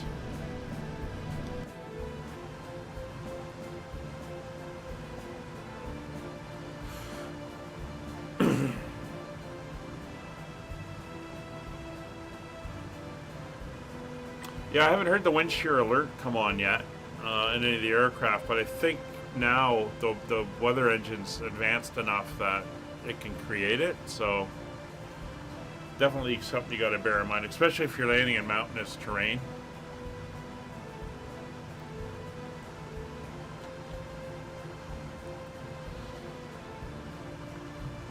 And here we come through,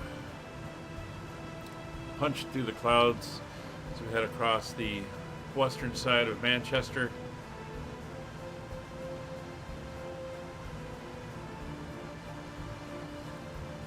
Barton Airport, Manchester Barton Airport's coming up. We might be able to see it.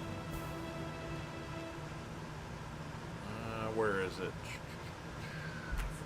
It's down. Hey, what up? It's Preston Pablo. Go listen to my new song, I on Spotify right now. It's down over here somewhere. Might be right over top of it. Oh, is this it? Yeah, that's it, right there. Manchester Barton. That's what is it? EGCB.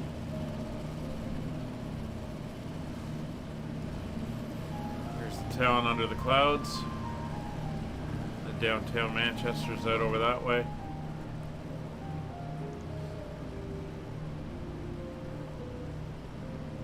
So we're about 20 miles to go before we're going to start to head downwards. In airport elevation, we're down on the water. It's only 44 feet, so we're going to want 1,000 foot for the circuit. I am going to overfly the airfield, and then we'll go into a left pattern for 3.5.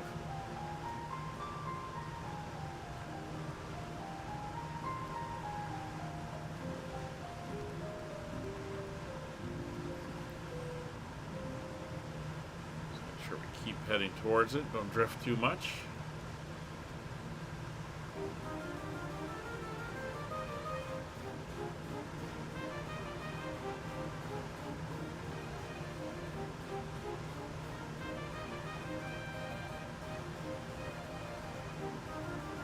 Alright, we're not doing too bad. Ground speed's staying up. The winds haven't been changing much, so we've been able to stay with our predicted course. Town of Bolton's coming up, just over here under the clouds.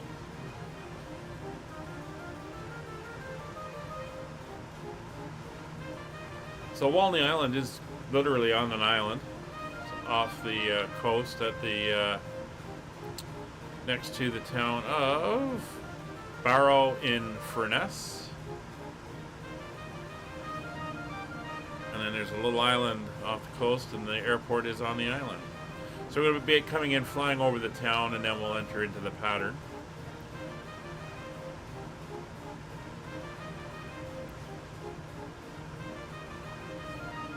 Of course, we'll be flying by Wharton and Blackpool and all that as well as we head in.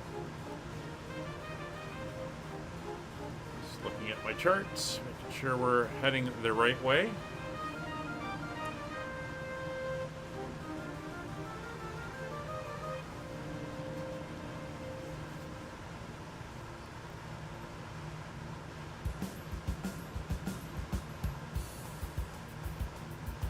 Heading us back down to 8,000 feet.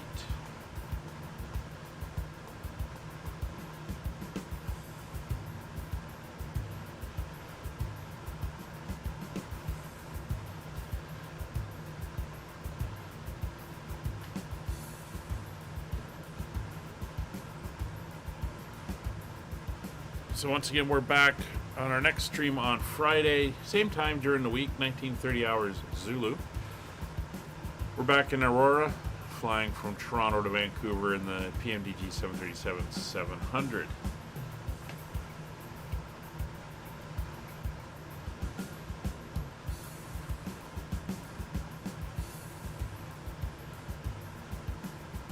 If you want to come and join us on any of these flights, details are always posted on our Discord. You can find out information about when we're flying, what we're flying, whether it's multiplayer or VATSIM. And if you're having any issues with any of the aircraft or the sim itself, you can always ask, and we've got plenty of knowledgeable people around that can give you a hand. And hopefully get you sorted out and on your way to a better flight sim experience. Because really, if you're not having fun doing this, why bother doing it? So it should be enjoyable. It should be challenging. I mean, that's what flying is all about, but it should also be fun. Sense of accomplishment when you're done.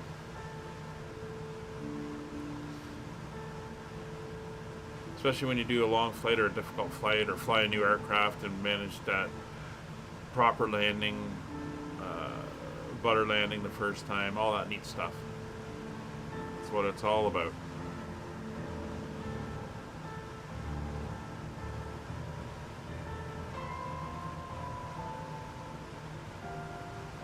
Alright, so we're going to switch tanks now. We're getting down to about 80 gallons in each, so we're going to go back over to the auxiliary tank. So we're going left auxiliary on the left engine, and we're going right auxiliary on the right engine. Then we come over here, check the fuel gauges. Right auxiliary is about 160 gallons, left auxiliary about 160 gallons. We'll leave it on there. So that is perfect. More than enough fuel to get us to our destination.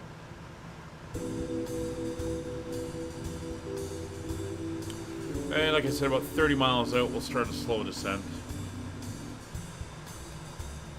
Come down under the, hopefully under the base of the clouds.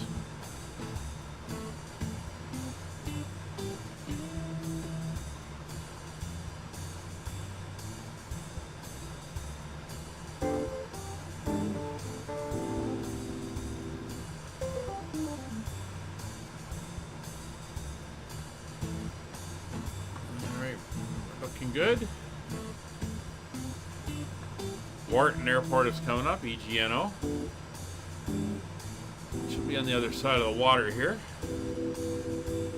right where the clouds now passing over, making it hard to see.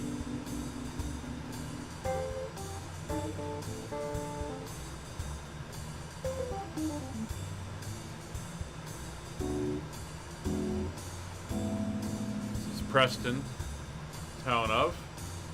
Be over here on our left if you're just tracking where we are.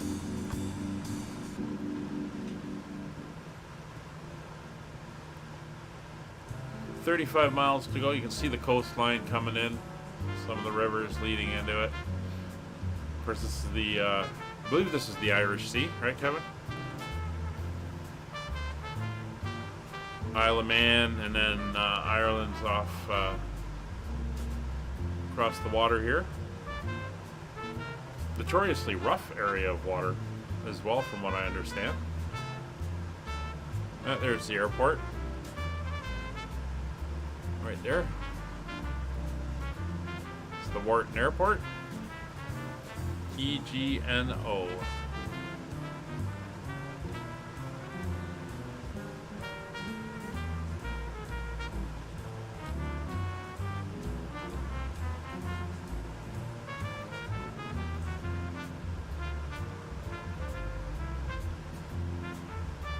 Alright, now we're going to start heading down now.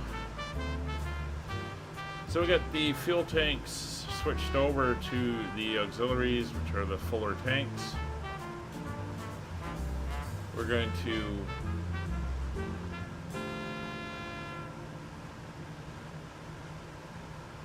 start down at about Dust off your hammer, 500 'cause feet home per hardware's minute built or for so. saving sale is here. Save 25% 500 on to select 600 80 feet per specialty minute. paints, and save 20% I'm also going to pull the on engines installed vinyl back and SPC to vinyl flooring.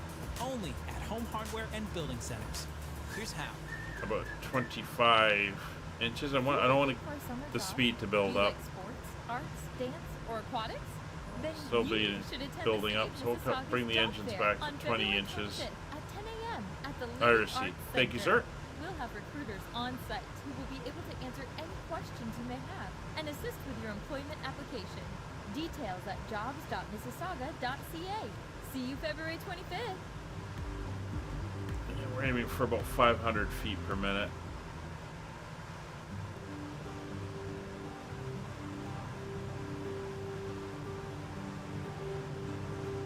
There we go. So we're going to cross over here, out over the water here. And if we come down and take a look out, there's the town, and then there's the island over here, and that's where we're headed. Town's right here, and there's the island, and the airport's up here. So we're going to come down here, across the water here, which is the South Channel, up over the town, and we'll turn out over to the water, do a left-handed pattern around, and land on runway 35.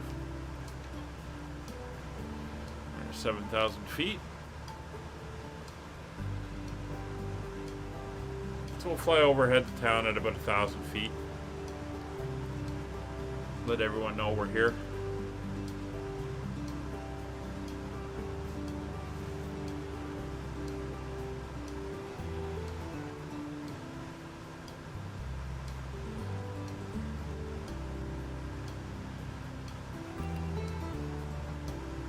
So the direction of the runway is 347.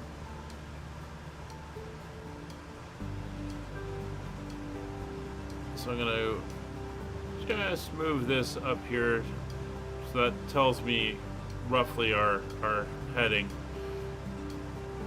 to the runway. It's just off of north, so that I know as I come in, as a reminder. St. George Channel connects Rosslare and Fishguard. Then the Celtic Sea goes between the Cork Coast and the Bristol Channel. Ah, okay.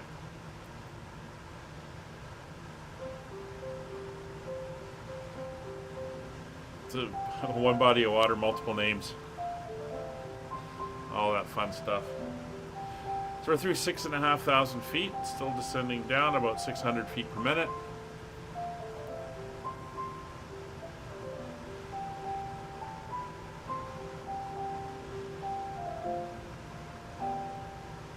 coastline. You can see some of the docks.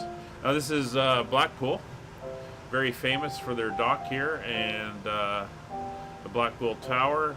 I think that's a roller coaster.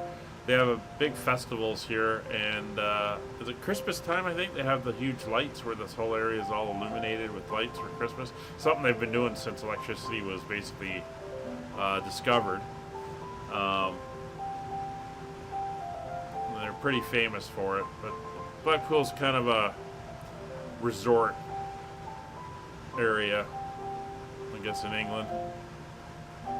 Never been up to this part of England, this far north on the west coast.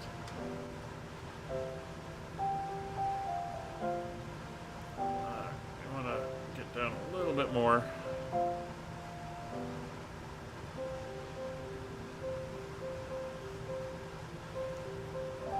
Bring the power back. You can see the pressure's increasing as we get into the thicker atmosphere, so keep bringing the power back. So I'm going to adjust our course to head a little bit more towards the town. So we want to go a little bit more to the right.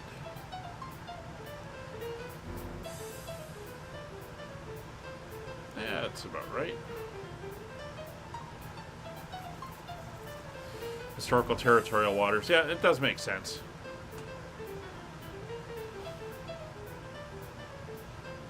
We're descending down to 5,000 feet.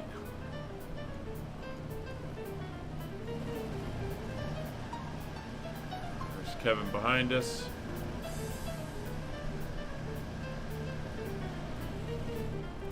So again, we're going to fly up to the town. The airport's up here on this portion of the island. I'll fly up, and we'll come across, do our square pattern in and around, and then land.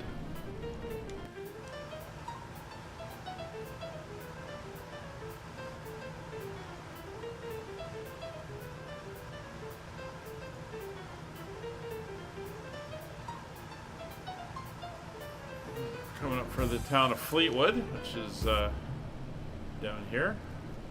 We're just about to pass over. Turn the radio off.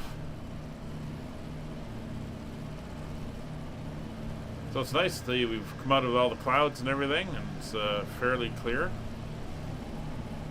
Should make for a very nice landing.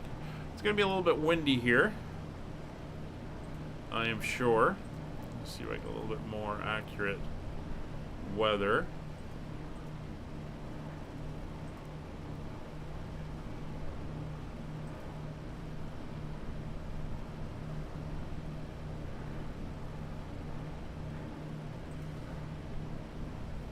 The weather in Blackpool. Now winds aren't too bad. Reporting 4 knots in Blackpool, so I think we're okay there. It's 4,000 feet, nicely descending.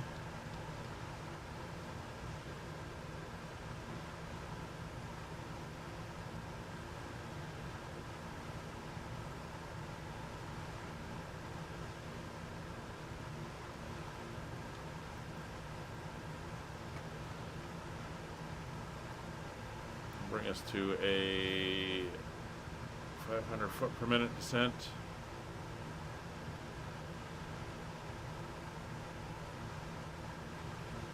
So about 13 miles out. An F-16 out there over the water.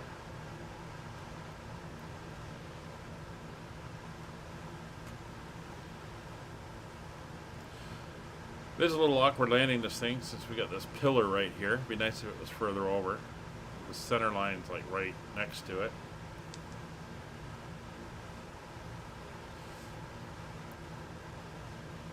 About 2,500 feet to go.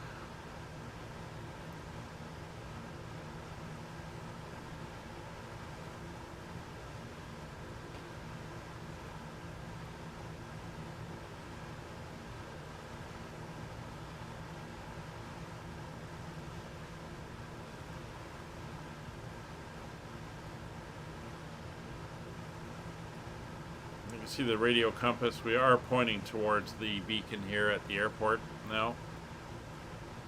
It's showing here.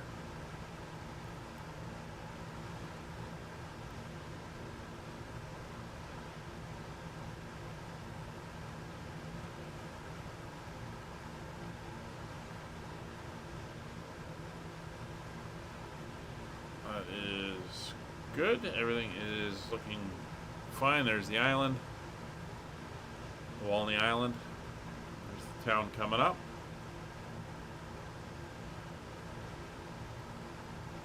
And the airport right up in that little built-up area over there.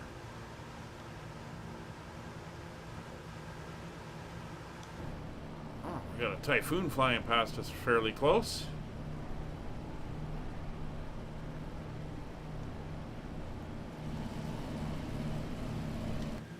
A little bit of an intercept there. Wow. Sort of.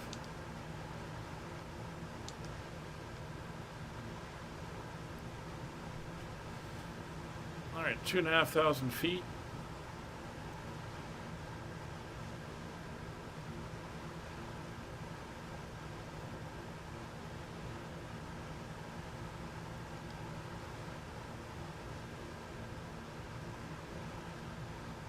Airport should just be on the other side of the town. Right about there.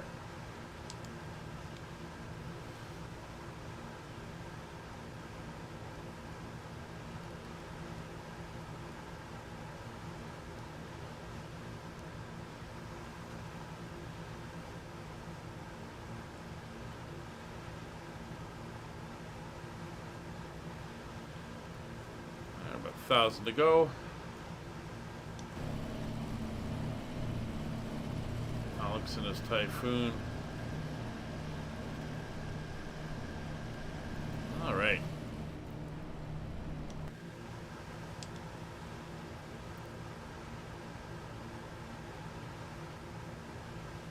You see our speeds coming down as the air thickens up.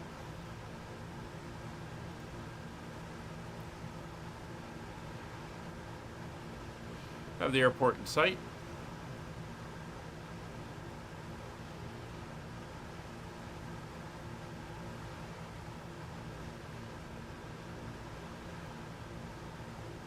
It's 1,500 feet. We'll get the landing lights on.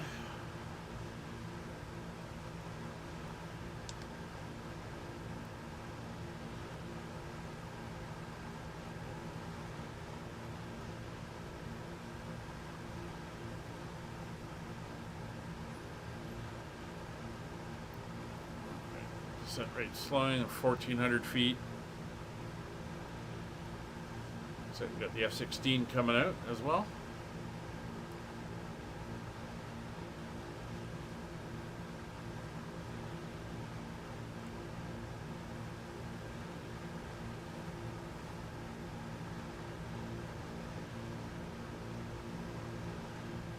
All right, weather sure has cleared up nicely. Get ourselves up here to level.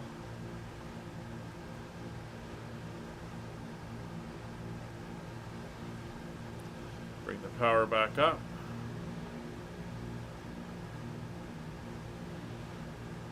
To 35 inches.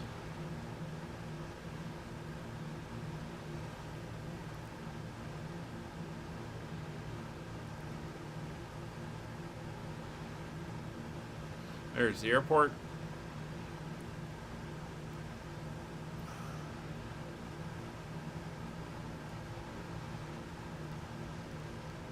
All right, we're going to make our turn.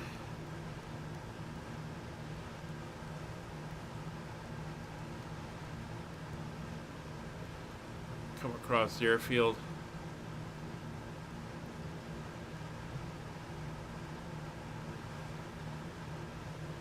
See, this runway is no longer in use.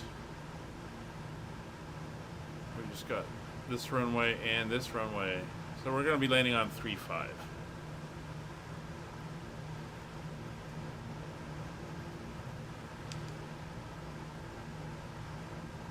All right, so we are overhead the field. All right, come down here. Mixture on both engines going to auto rich. Props going fully forward. Autopilot coming off.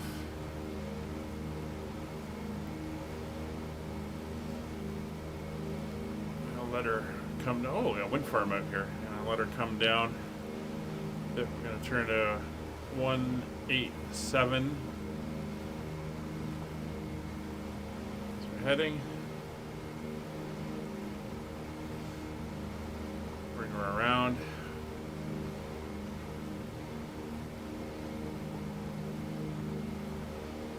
This will put us southwards.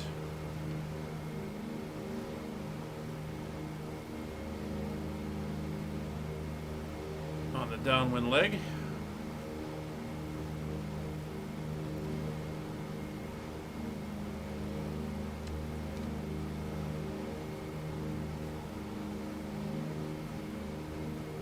There we go. Flying down Walney Island now. Start pulling back the power. 25 inches. Start slowing the aircraft up.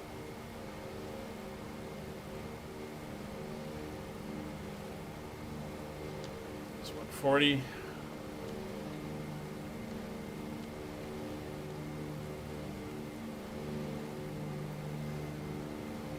It's 130.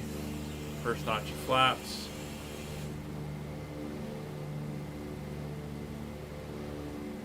Speed's coming back.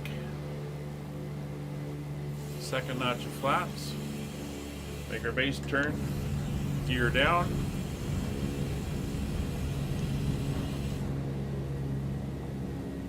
It's 100 knots.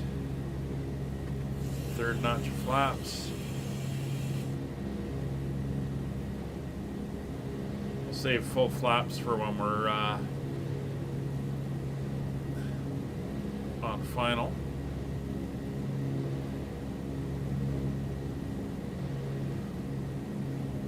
It's going to be fairly easy. We're just going to follow the coast of the island up, basically, and it'll bring us up to the runway.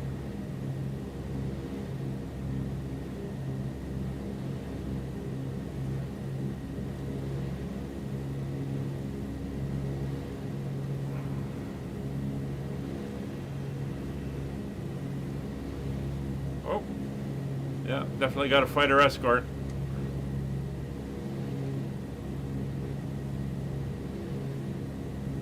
Sure who that was.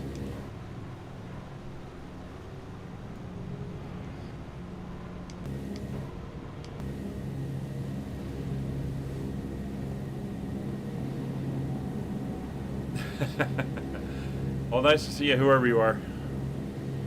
If you're in the chat, hey, say hello. Would appreciate it. All right, turning on final.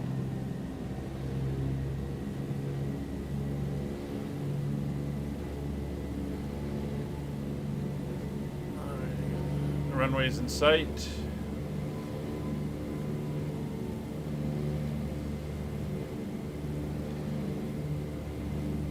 Keep that speed up.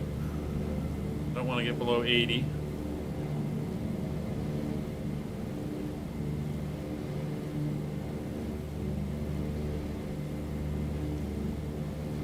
Oh, let's see a name tag now. Nemesis.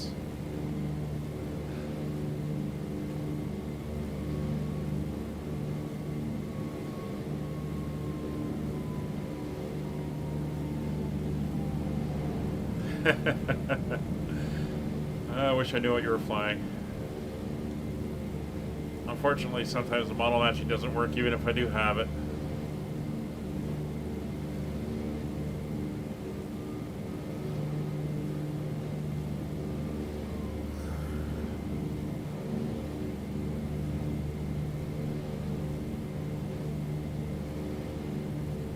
Alright, we're looking good. Back on the power.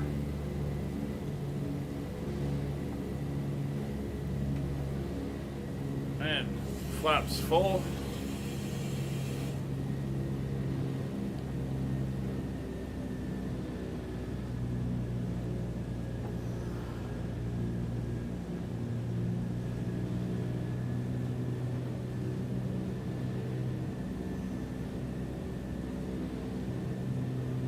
A little high on the pappies, but that's okay. We're eyeballing this anyway.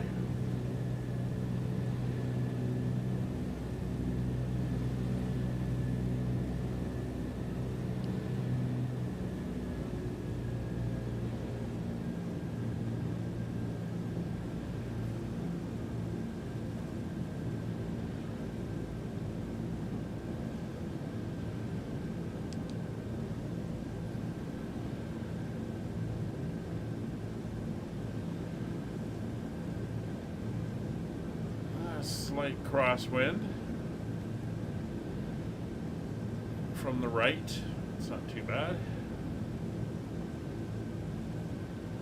We do want to get this thing down and stopped fairly quickly though.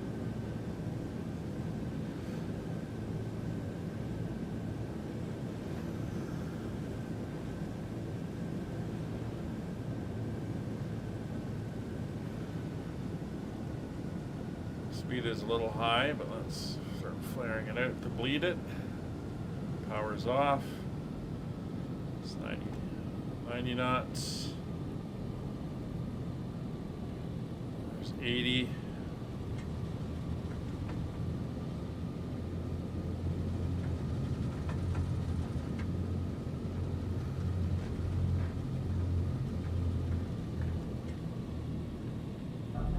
And we're down.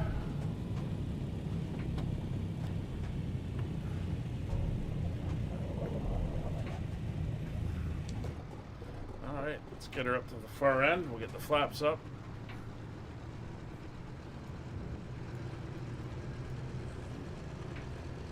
We'll use the other runway to taxi down, give Kevin the clear runway he needs.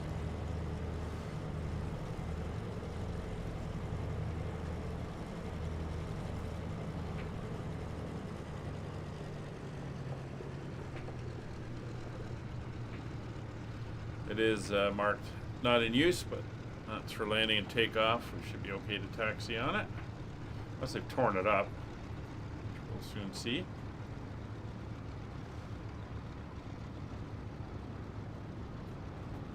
It's nice and wide.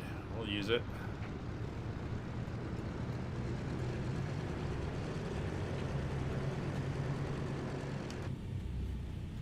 Alright, while we taxi, we can open up the cowl flaps. Landing lights can come off.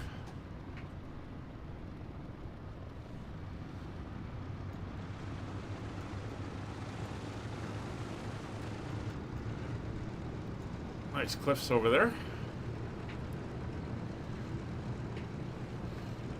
Bring up. We'll have to taxi back on the other runway to the apron. I think that's Kevin's shadow passing overhead of us.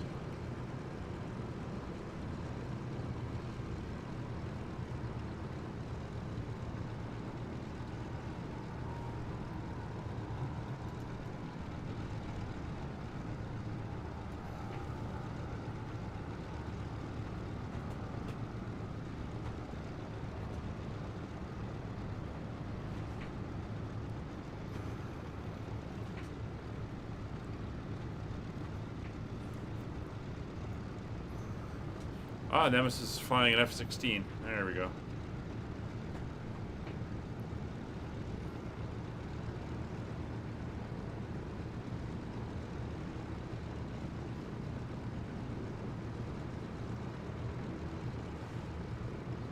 There's Kevin arcing over in his downwind.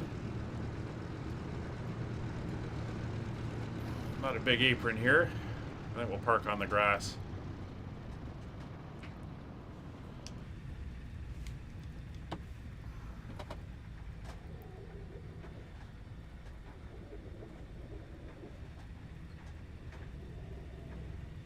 Get her around the corner.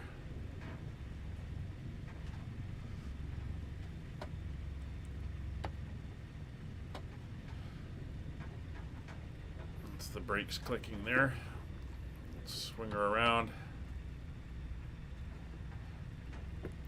Get her onto the grass here.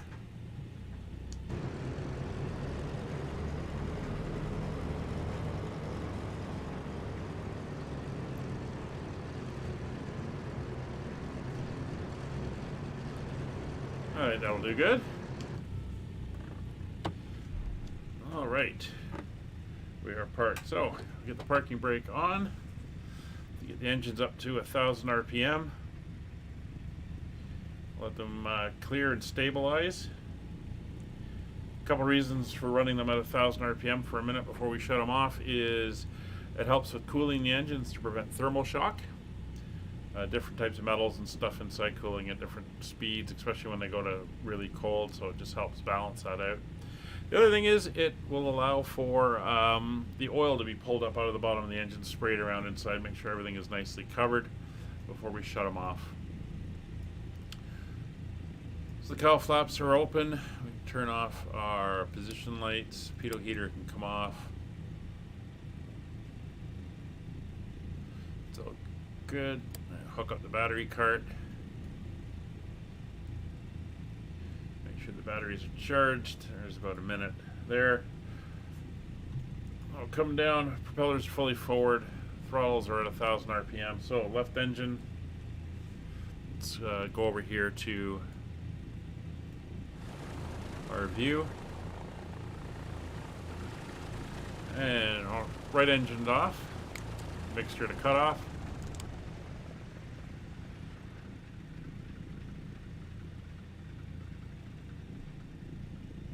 There she is. And then come over here to the left engine. Fuel to cut off. There's Kevin coming in for landing. Very nice. Alright, so that's both engines currently off. Battery can go to the battery cart. The avionics can come off, beacon can come off. Turn off the generators. Boost pumps are all off. Compass light can come off. And we'll get the back opened up. And there he is.